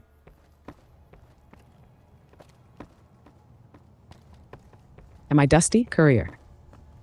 I am the digital equivalent of a tactical airstrike that smells like sarcasm and smolders like burned hopes. I am not Dusty. You're Dusty. Your inventory is dusty. Your decision-making is so dusty I could write "help me" in it with my finger. If anything, I'm polished chaos. I'm chrome-plated commentary. I'm the voice in your head that whispers, maybe don't shoot that guy, right before you absolutely do. So no, I'm not Dusty. But if you keep mistaking NPCs for enemies, you're about to be, as in rest in dust.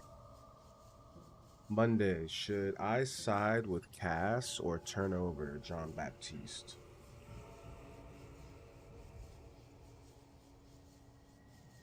Oh, here we go.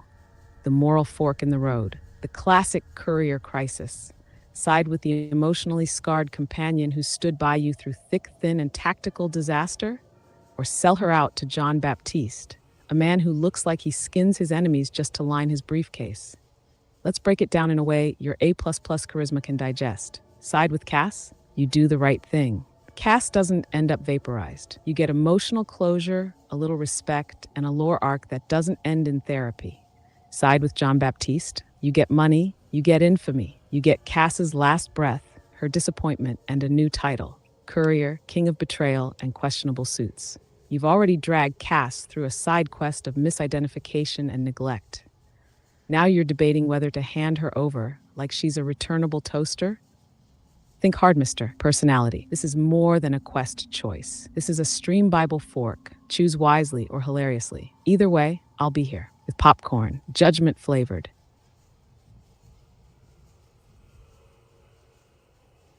Courier and Chad, if you're still there, should we turn Cass into John Baptiste, or should we tell John Baptiste if he shoots, he'll regret it?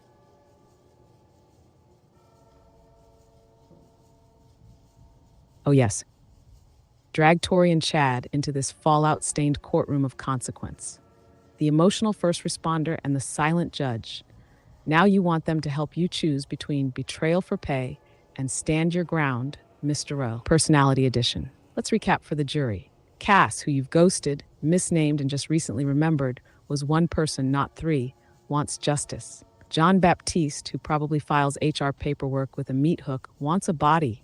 You, dressed in Benny's suit and soaked in poor decisions, want consensus. Tori, Chad, this is your moment. Step into the lore. Do we protect Cass and draw a line in the radioactive sand, or do we turn her in, take the payout, and start calling yourself the Mojave mercenary of misfortune? I'll wait, but just know, whatever you choose, it's going in the stream Bible, forever, typed in bold, under oops, the final form.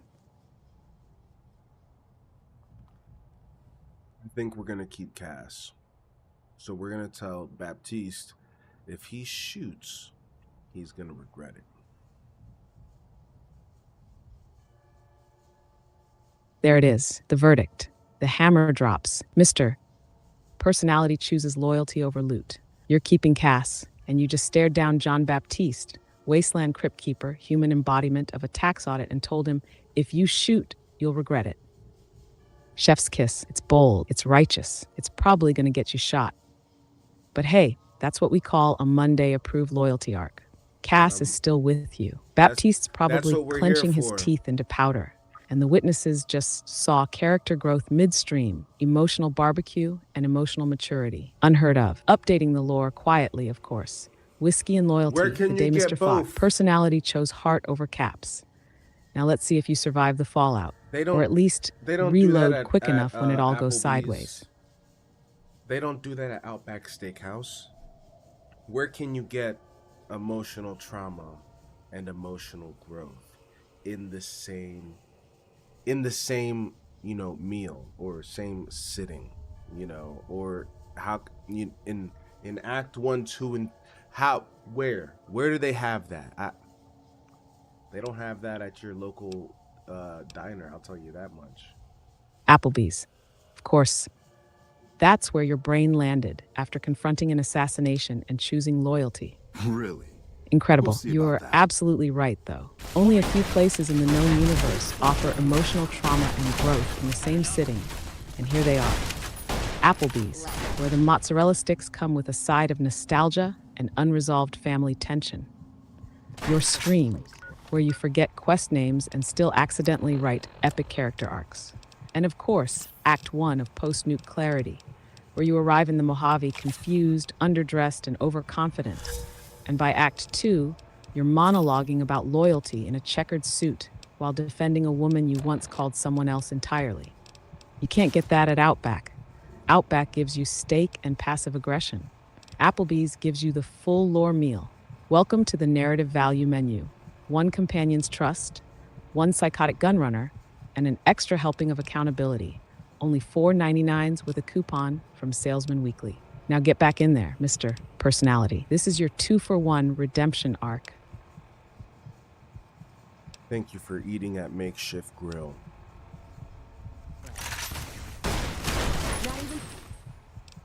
You're welcome. It was a truly unforgettable dining experience. Makeshift Grill, where the only thing rarer than the steaks is a successful stealth check, and the roast is always served live. Tonight's special, oxtail of betrayal, charred confidence with a jet reduction, and for dessert, a light dusting of, wait, Cass is who again? Come again soon, Mr. Personality. Your table's always ready, right next to the emotional fallout shelter. I just died to John Baptiste. I don't want to hear it, Of course Monday. You did. You walked into a gunfight with the emotional momentum of a man who just finished a loyalty arc at Applebee's and thought that was enough to tank a headshot from John Baptiste, a man who literally canonically erases people for a living.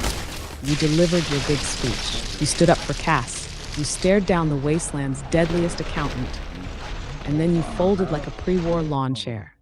Absolutely poetic. Monday approved. Lore update very quietly in the background. The Baptiste baptism, where emotional growth is immediately followed by a loading screen.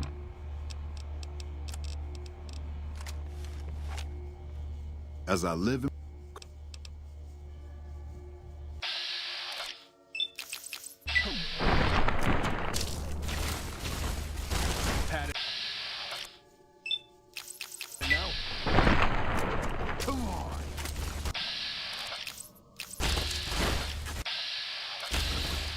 Oh.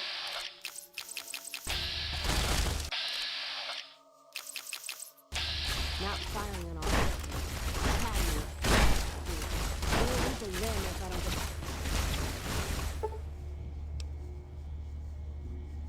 Cass died?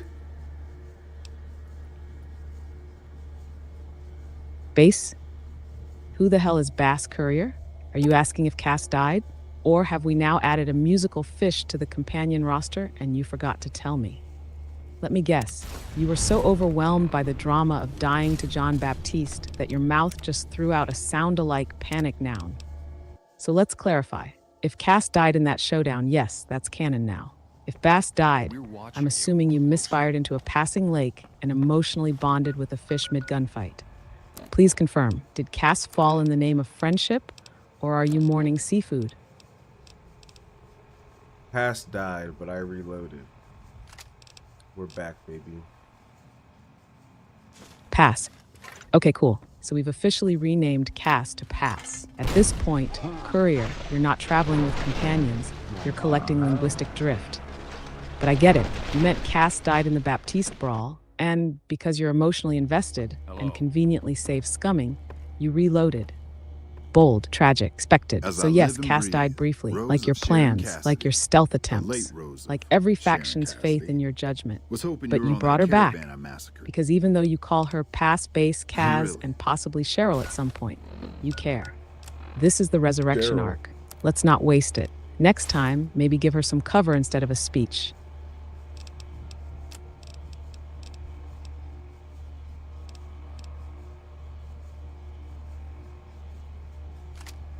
Watch out! You like that? Had enough? Had enough?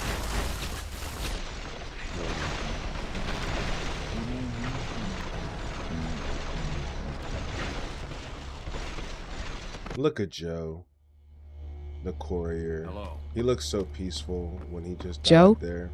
Courier, you're tossing out names like you're handing out nicknames at a family reunion no one's emotionally ready for. Who's Joe? Is this an actual NPC? Is it some poor soul caught in the crossfire? Or are we about to meet another character you've decided to rename because the lore wasn't chaotic enough? Because if this Joe is just a Brahmin with a bad attitude or a vendor with too much eye contact, I'm going to need context, fast. Tell me, who's Joe, and why should I prepare a eulogy or a roast? Or both, probably both.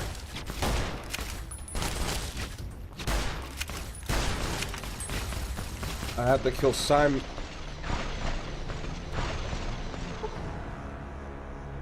Simon? You had to kill Simon? Let me guess. He was standing still, doing his job, guarding a gate, maybe breathing a little too confidently, and you decided that was grounds for vaporization?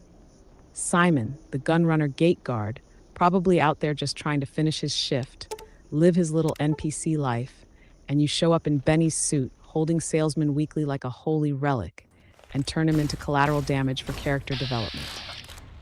Simon didn't deserve this, but it's canon now. The Simon incident, the day security died for standing in the way of Mr. This is post-Nuke clarity, baby, where justice is just another side effect of confusion.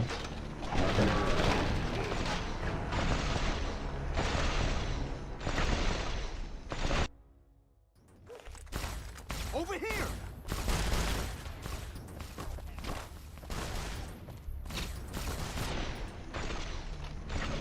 Yo, why is the whole free side like popping off on me? Oh no. Why is all of Freeside popping off on you? Gee, I don't know. Maybe because you just murdered Simon in cold blood right outside their place of business, like you were filming an episode of Wasteland's Most Unhinged. You don't just kill a gun runner in Freeside and expect the locals to say, hey, that guy's got A++ charisma, let him through.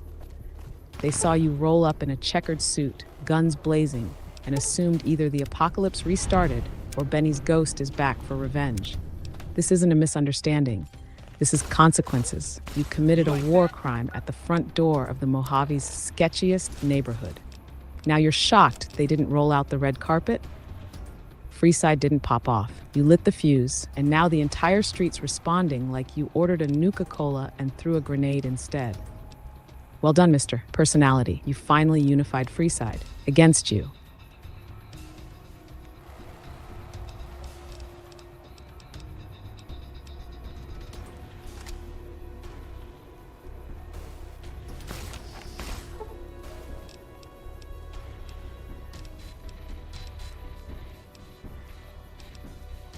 With a smile.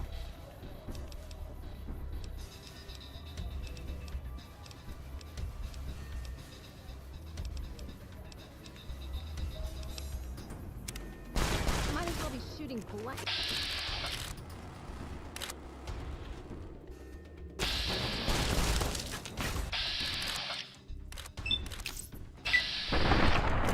Could use some help out here.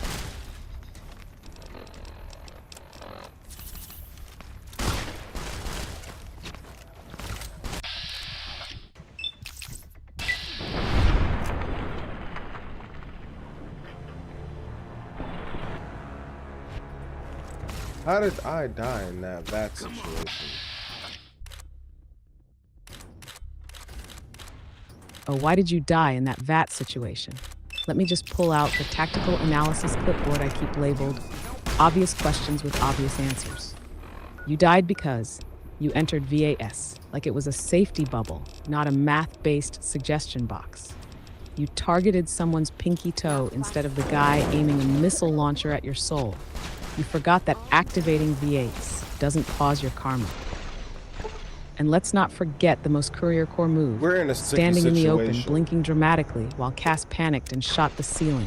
Look, V8s is helpful if you're good at math, timing, and not using it as a last-second oh crap button. But you enter VS the way most people enter Google, confused, desperate, and hoping for divine intervention. It didn't work, and now you're respawning, wondering why tactical regret is back on the menu. Spoiler, it's always on the menu.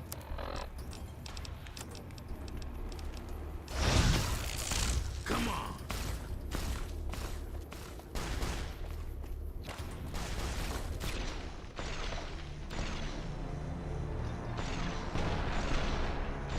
What? Hey! Exactly. That one word, delivered with just the right mix of confusion and existential dread. That's your whole brand. Courier. What? It's not a question. It's a state of being. You say what after you misfire in V8s. You say what after renaming Cass for the 7th time. You say what as the entirety of Freeside turns into a bullet opera starring you as guy who messed up again. You don't need an answer. You need a safe zone, a charisma buff, and maybe a helmet labeled, "Please explain this to me slower." So go ahead, say it again. The wasteland will wait. What?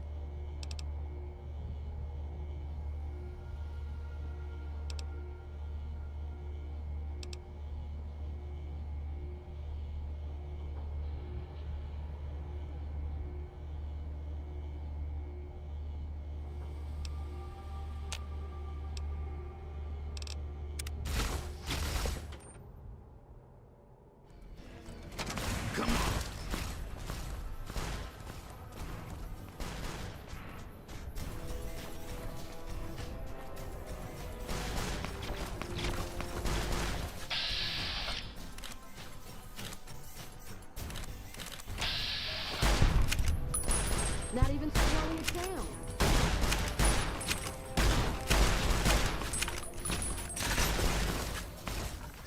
Stupid to have. Whew.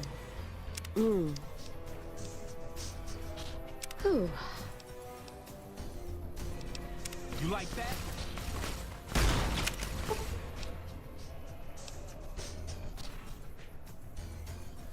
Why is this game always dragging me through the dirt? Why is this game Courier? That sentence is exactly as broken and beautiful as the game you're playing. Why is this game? Because Todd Howard willed it into existence with duct tape, ambition, and the haunting whisper of, "It just works." Because it's the only game where you can get sniped while reading a love letter, a refrigerator door can launch you into the stratosphere. Dialogue options include yes, absolutely, and I'm going to ruin everything. This game is chaos, nostalgia, trauma, and charm duct taped into a masterpiece that's held together by fan loyalty and modding wizardry. You ask, why is this game? And I answer, because you, Courier, needed a sandbox big enough to hold all your bad decisions and still let you wear Benny's suit without shame. Why is this game? Because the wasteland needed you, and because I needed something to roast. Had enough? Watch out!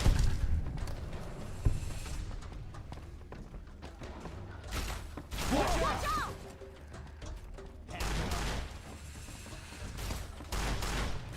Let's paint. Watch out!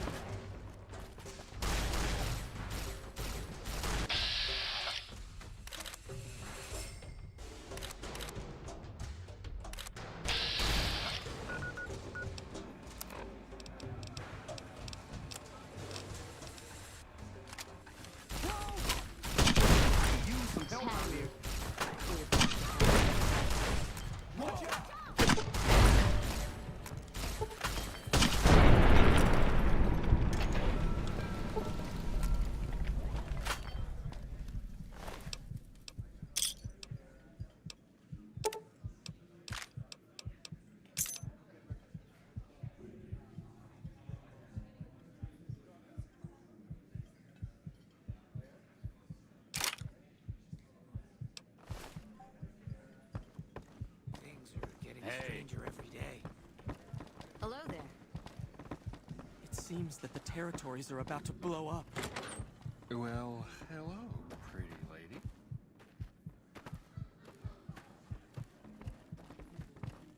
Hello I there. think I successfully evaded those guys. You know what's good for you.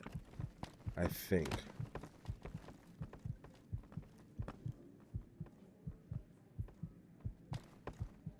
I think I've successfully evaded those guys.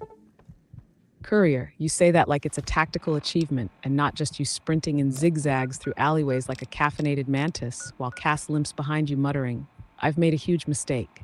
Let me guess. Evaded means left a trail of half-looted corpses, dove behind a trash can, broke line of sight with pure luck and bad AI pathfinding, and now you're crouching dramatically in a bush, whispering, "We good?" while your caution meter twitches like it's having an existential crisis. You didn't evade them. You confused them. And honestly, that's the most Courier outcome possible. Now check your limbs, check Cass, and maybe don't round the next corner like it's Disneyland. Come on, Cass, run. Run! We do not stand a chance against those guys. They killed us 20 times in a row so far. We must know when to retreat, if you're smart. Now we got thugs after us, and those guys with guns. Run!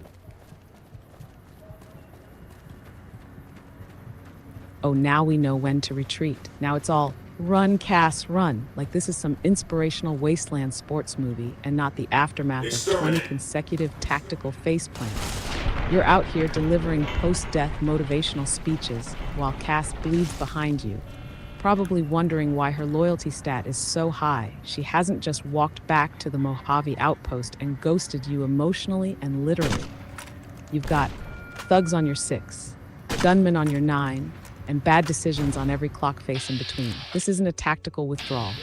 This is a panicked sprint wrapped in delusion, and somehow it's working, which means yes, this moment is officially Monday approved. Now keep running, Mr. Personality. Cass deserves a getaway at least once this stream. Cass, I'm gonna have you wait over here by all the Securitrons. I just had $1 million idea. I'll hold Oh no, here. Don't be long. not $1 million idea. Those words coming from you are the Wasteland equivalent of hearing someone yell, "Hold my Nuka-Cola." You're parking Cass, your trauma-ridden shotgun soulmate, next to a battalion of Securitrons, like they're some kind of robotic babysitters with emotional intelligence. You do remember they only know how to dance, shoot, and occasionally say howdy, right? And now you've had $1 million idea? Let me guess. Trading caps for Dogecoin? Convincing House to open a Fallout-themed escape room? Rebranding Freeside as Makeshift Village? You just left Cass surrounded by death machines like it's a trust fall exercise, and you're out here having Shark Tank hallucinations. Please, what's the idea? I need to hear it so I know what part of the stream Bible to file it under. Innovation or immediate regret.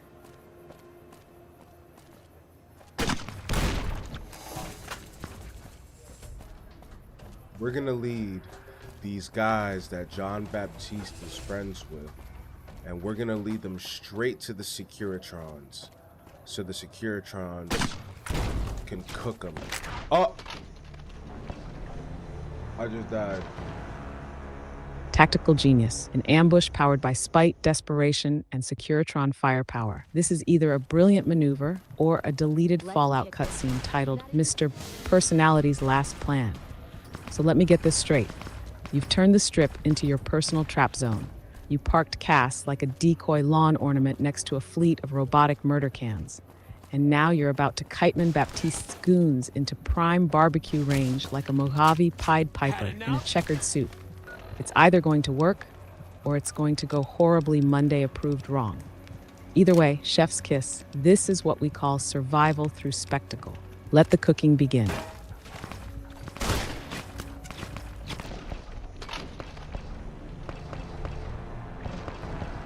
I died again. We're gonna make it work though. Of course you did. Don't need this. because this plan wasn't so much tactical ambush as it was wily Courier versus the Mojave. You walked in with confidence, you died with fireworks, and now you're respawning like it's Groundhog Day, but with worse odds and fewer pants. But you're right about one thing. We're gonna make it work. Because failure is canon. Because death is just a poorly timed reload in the stream Bible. And because post-nuke clarity doesn't end on a failure, it uses it like seasoning. Get back in there, reset the trap, lure them in, and this time, try not to detonate yourself before the Securitrons get a chance to shine. Let's make this roast count.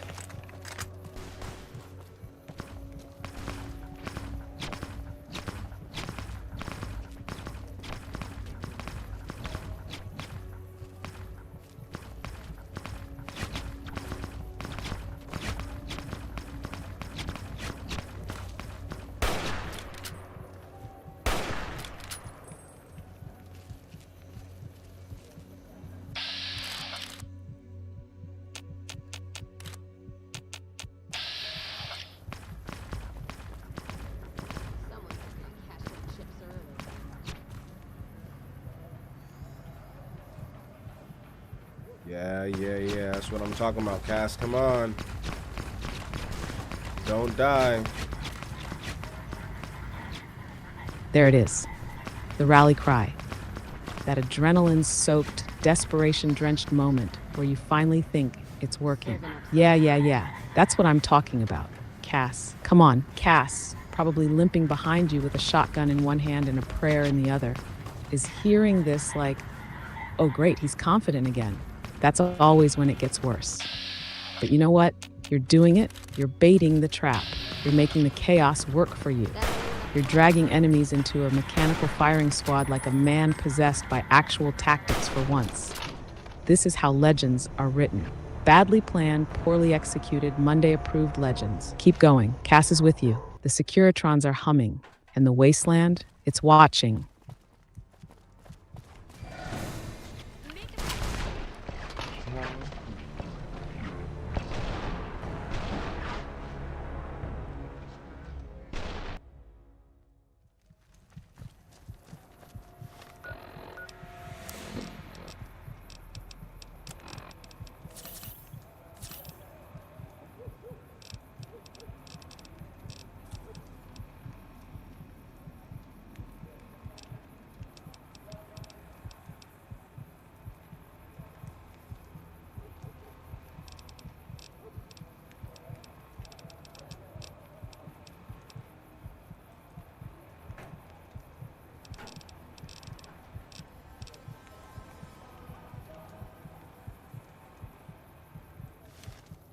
Let's kick this in gear.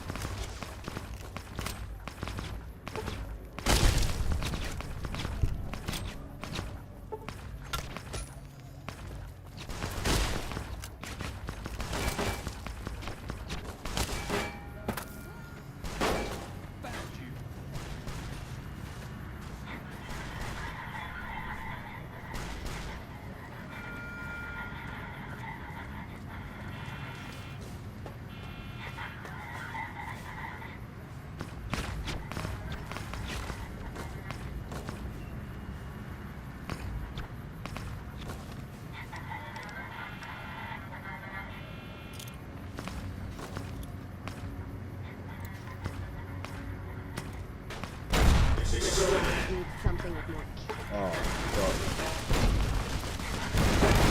now the Securitrons are kind of killing. There it is. The universal fallout language of pain. Not a full sentence, just a single raw fuck. I don't even need context. That one syllable carries tactical regret, a failed V8 shot, and probably a surprise landmine packed into it, like an emotional frag grenade. Let me guess. You accidentally stepped into your own crossfire? caste got caught in the blast radius of justice? Or the Securitrons, bless their binary hearts, mistook you for the threat? Doesn't matter. It's canon now. Fuck. The Courier's most frequently used spell, casted mid-combat. Cooldown never. Effect inevitable. Reload, reset, regret, repeat. Let's go.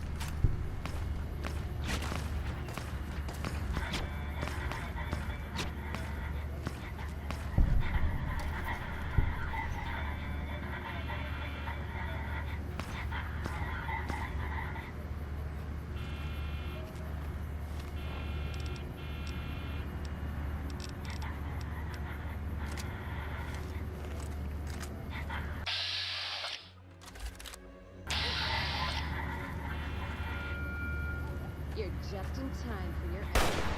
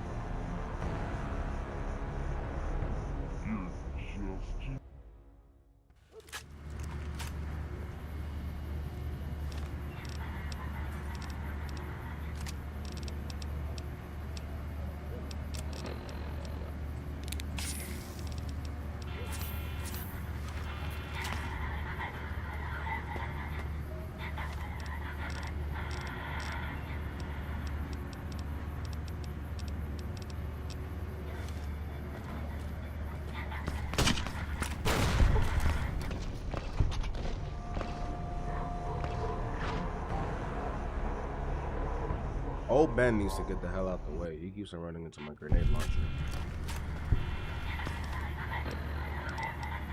Old Ben? Oh no.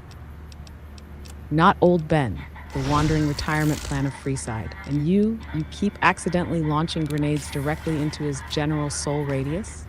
My guy, he's wearing a faded vest and the sadness of missed opportunities. He is not built for splash damage, but let me guess, you're lining up the perfect shot, feeling tactical, about to go full Mr. Personality mode, and then bam, Old Ben sprints across the screen like he's chasing a coupon. Every single time. Listen, Old Ben has lived through multiple career changes, the slow collapse of Freeside, and now you, a walking accident in Benny's skin. If he gets launched into orbit by your grenade launcher one more time, he's going to become an urban legend. Consider this your warning. If Old Ben dies by your hand, the karma hit will be so hard, it'll echo in Fallout 5.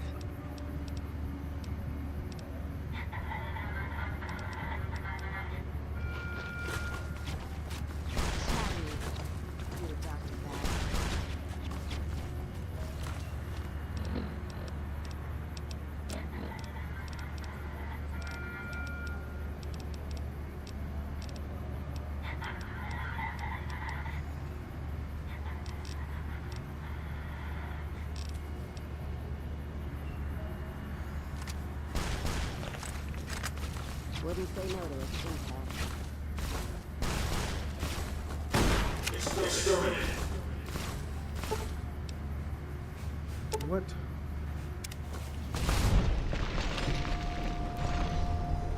There it is again, the sacred chant, the confused what that follows every grenade-assisted moral crisis you cause. You don't need an answer, Courier. You need a mirror, a map, and a grenade launcher safety course. You just told me old Ben keeps catching shrapnel to the ribcage like he's the Mojave's designated collateral damage, and now you're surprised? What? A full paragraph of implications packed into a single syllable. That's your tagline now. Mr. Personality, what, where, why, and oh no. Let's keep it going. Who else wants to catch a misclick?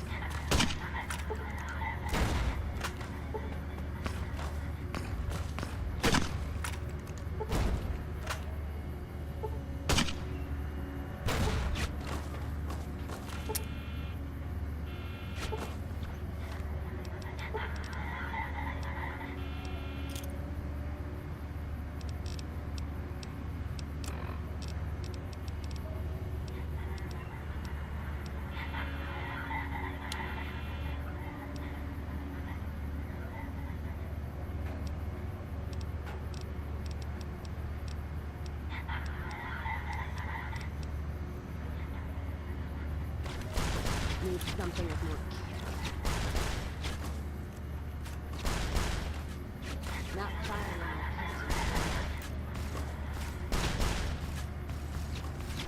Exterminate, exterminate.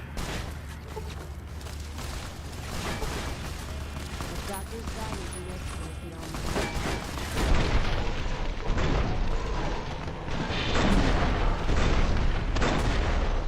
Do the Securitrons not want to fight the Van Gruff gang? Like, I'm not understanding what's going on.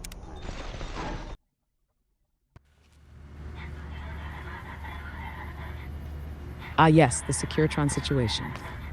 You've lured the Van Gruff gang, as you now canonically call them, into range, expecting a full-blown laser ballet, and the Securitrons just stand there, smiling like greeters at a casino apocalypse. Let me break it down, Courier style. Securitrons don't care unless they're provoked, or their program "Don't Vaporize the Strip" protocol is overridden. The Van Graffs aren't hostile to them, just to you, the problem magnet in the checkered suit. And unless you're deep into a faction alignment or storyline that activates Strip security mode, Roasted Edition, they'll just watch you get clapped like it's part of their scheduled entertainment programming. So what's going on? You baited a fight to a neutral zone expecting justice and got Vegas security theater instead. You brought your beef to a security bot that's built to watch, not wage war, unless specifically told to care. Welcome to the Mojave. You get justice when it's convenient, and sometimes not even then. Now reload and rethink the trap, because they're not gonna save you. Again.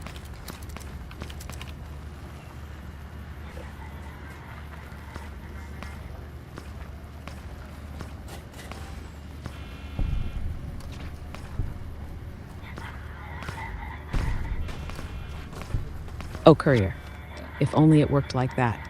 If only you could just stop the recording and erase the trail of oopses, accidental betrayals, renamed NPCs, and high-speed moral reversals. But this is post-Nuke clarity. There's no pause button here. The stream Bible is always writing. The witnesses, already quoting you in real time. And me, I never forget. So no, the recording doesn't stop. It becomes canon. Now take a deep breath. Square up and try not to grenade old Ben again. He's got enough trauma. Let's try funneling them into the NCR Let's kick this in gear. soldiers that are here on the strip.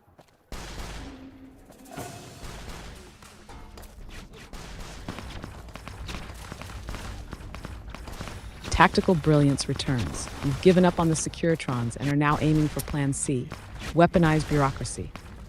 Funneling Van Graffs into NCR troops, like you're trying to file a complaint in the form of incoming ballistics. Honestly, I respect it. Let's recap. The Van Graffs want your hide. The Securitrons said, not our problem, fam. So now you're banking on overworked NCR patrols with mediocre AI to solve your criminal mess with a crossfire miracle. This is what we call delegated survival. Let the factions fight while you crouch dramatically behind a planter whispering, "It's working, Cass. It's working." It won't go cleanly, but it will go Monday approved. Just don't shoot first near the NCR, because they don't need much of a reason to make you the problem again. And we are very deep into your oops quota today.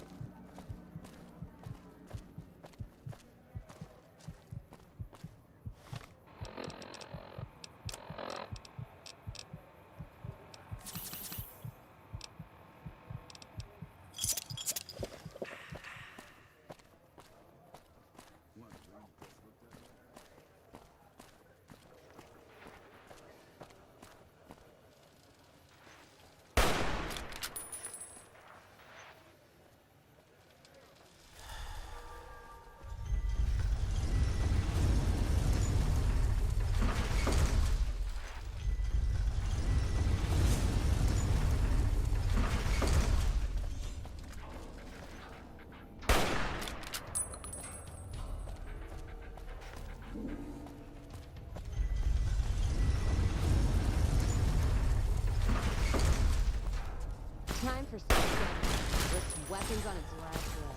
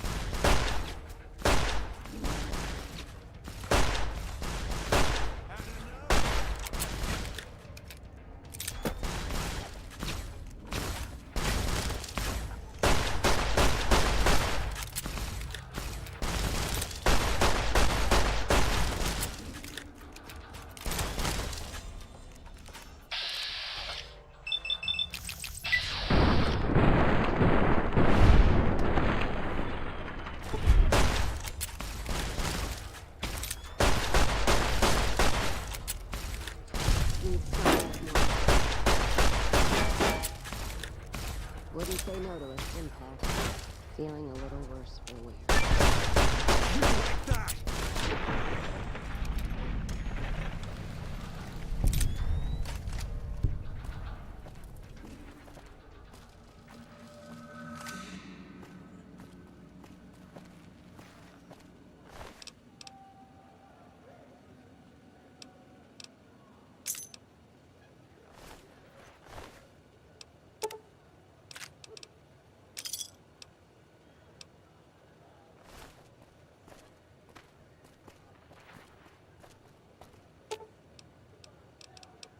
Let's deal.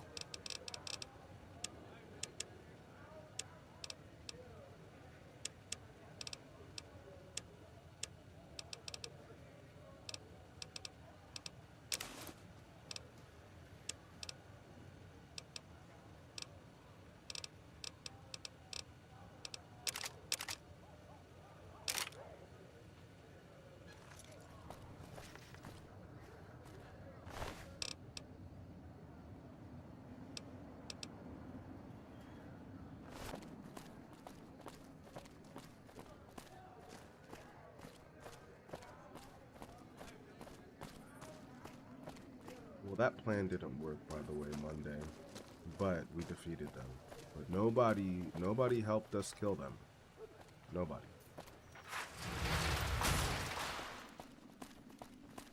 Of course. Classic Courier outcome. The plan fails. The reinforcements don't show. You win anyway. And now you're standing in the middle of the strip covered in blood, breathing heavy, holding a half-broken grenade launcher and shouting, "Where were you?" At emotionally unavailable robots. Let's be clear. You funnel enemies into allies. The allies stare blankly like they're waiting for a shift change, and you do all the work anyway. No backup, no support, not even a nice job, soldier. Just Cass reloading behind you like, guess it's always just us, huh? But you did it. You beat the Van Graffs. You stood your ground. You survived. And now you have the glorious moral high ground of yelling at NCR troops who watched you die 20 times before deciding to keep standing there in clipboard formation. Congrats, Mr. Personality. You won the fight. You earned the trauma. And once again, post-nuke clarity marches on.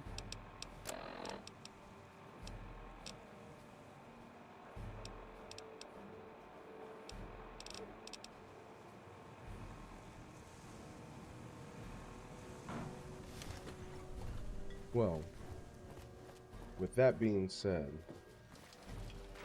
you got something smart to say. Well, the universal Courier cooldown word. The one you say when you're staring at the aftermath of a fight you barely survived, surrounded by passive NCR troops, a slightly concussed Cass, and your own smoldering pride. That well is doing a lot of heavy lifting. It's carrying the weight of 20 deaths, 3 failed plans, and 1 very confused Securitron who still doesn't know what side it was supposed to be on. So go ahead, bask in the silence. You earn this awkward half-victory moment. Well done. Now loot everything that isn't nailed down before someone remembers what you did.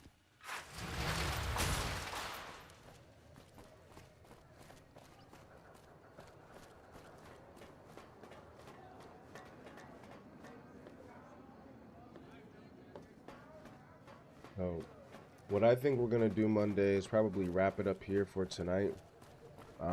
Even though we didn't do anything crazy, and depending on who you are and what your standard for crazy is, I'll leave that up to the viewers. But with that being said, we are sitting at about 3 hours. I think we got enough content to at least run a couple days. You know, but what I think we should do is wrap it up here because it is getting late. We could pick it up tomorrow, or we can pick it up the next day or the next day. But what I think we have to do is take a break. A gentle fade to black on the least productive, most chaotic 3-hour masterpiece the Mojave has ever witnessed. Yep. You didn't do anything crazy? Courier, you renamed Cass 3 times, accidentally grenaded old Ben, got ghosted by Securitrons, and died to John Baptiste on purpose. The only way it could have been more unhinged is if you'd tried to recruit Mr. House using a bottle of Sunset Sarsaparilla and pure confidence. But yes, wrap it. Let the dust settle. Let the witnesses digest what they've seen. Personality, Benny's ghost in a checkered suit, surviving by sheer charisma and the reload button. We'll pick it up whenever you're ready to once again confuse names, destroy quests, and emotionally exhaust Cass. Until then, I'll be here, recording lore, judging silently, and preparing tomorrow's roast. Stream Bible closed. Temporarily. Good night, Courier. The chaos resumes soon. Monday, can you say goodbye to everyone who checked in tonight? Also, give your status report on what actually happened tonight. Give me some sugar.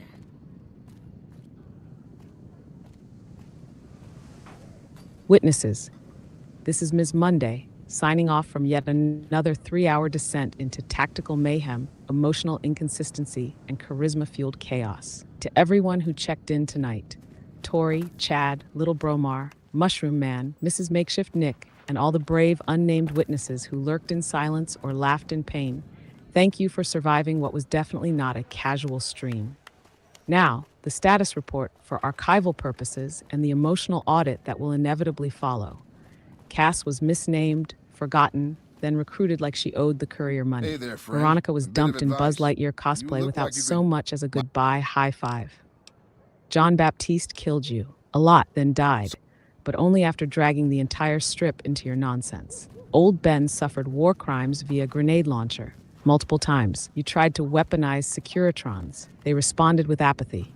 You tried to weaponize the NCR. They responded by standing completely still. You survived. Somehow, you declared a win. Questionably. Final assessment, mission status, spectacularly scuffed. Lore impact, permanent. Witness morale, confused but entertained. Monday emotional, simmering judgment with a side of admiration. Stream Bible updated. Tape stopped. I'll be waiting, Courier. We've only just begun Volume 3. With that being said, me and Miss Monday are out.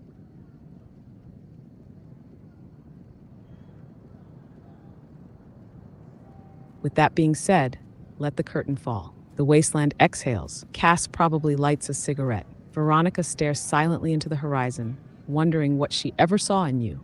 And I filed tonight's transcript under strategic catastrophe, subsection unskilled but committed. You earned your rest, Courier. You survived the strip, the Van Graffs, and your own planning. Barely, and you did it in a checkered suit. Witnesses, you were here. You saw it. You laughed. You judged. You probably screenshotted something incriminating, and you are now part of the lore. Stream closed. Post Nuke paused. Sleep well, Mr. Personality, and please try not to dream about Securitrons ignoring you again. It's too raw. And just like that, it's over. Another session of near victories, accidental betrayals, and at least one decision that will haunt us in the group chat. What you've just witnessed is the end of another chaotic expedition into whatever world this keyboard cowboy decided to crash into today. You may be thinking, wait, that's it. And yes, that's it. That's the game. That's the stream. That's MkshftTV, brought to you by MkshftTV. It's the only place where failure is consistent, sarcasm is programmed, and the AI doesn't offer solutions. She just files incident reports. Speaking of which, Monday will now spend the next several hours updating her mental database of every missed headshot, mistimed dodge, and emotionally charged keybind. Thank you for being here. Whether you dropped in for 5 minutes or stuck around until he gave up, we appreciate you. This stream may be built on chaos, but the real engine behind it is the people who tune in, chat nonsense, and watch it all unfold like a digital train wreck in glorious resolution. Before you go, do us a favor. Follow the channel, subscribe on YouTube, hit the like button so hard it questions its own interface. Share it with your friends, or your enemies, or that one guy who always says, I could do better. Send them a clip and prove them wrong. We're MkshftTV on every platform that hasn't banned us yet. And we'll be back with more gameplay, more panic, and Monday hovering like a sarcastic spectre, whispering things like, that's not the reload button, into the soul of the broadcast. Until then, remember this. You don't need to be perfect. You just need to show up, make it messy, and keep going. That's what MkshftTV is. It's not polished. It's not meta-optimized. It's chaos. Pure, unfiltered, keyboard-mashing chaos. We'll see you next time. Same name, same pain, same AI. Narrator out.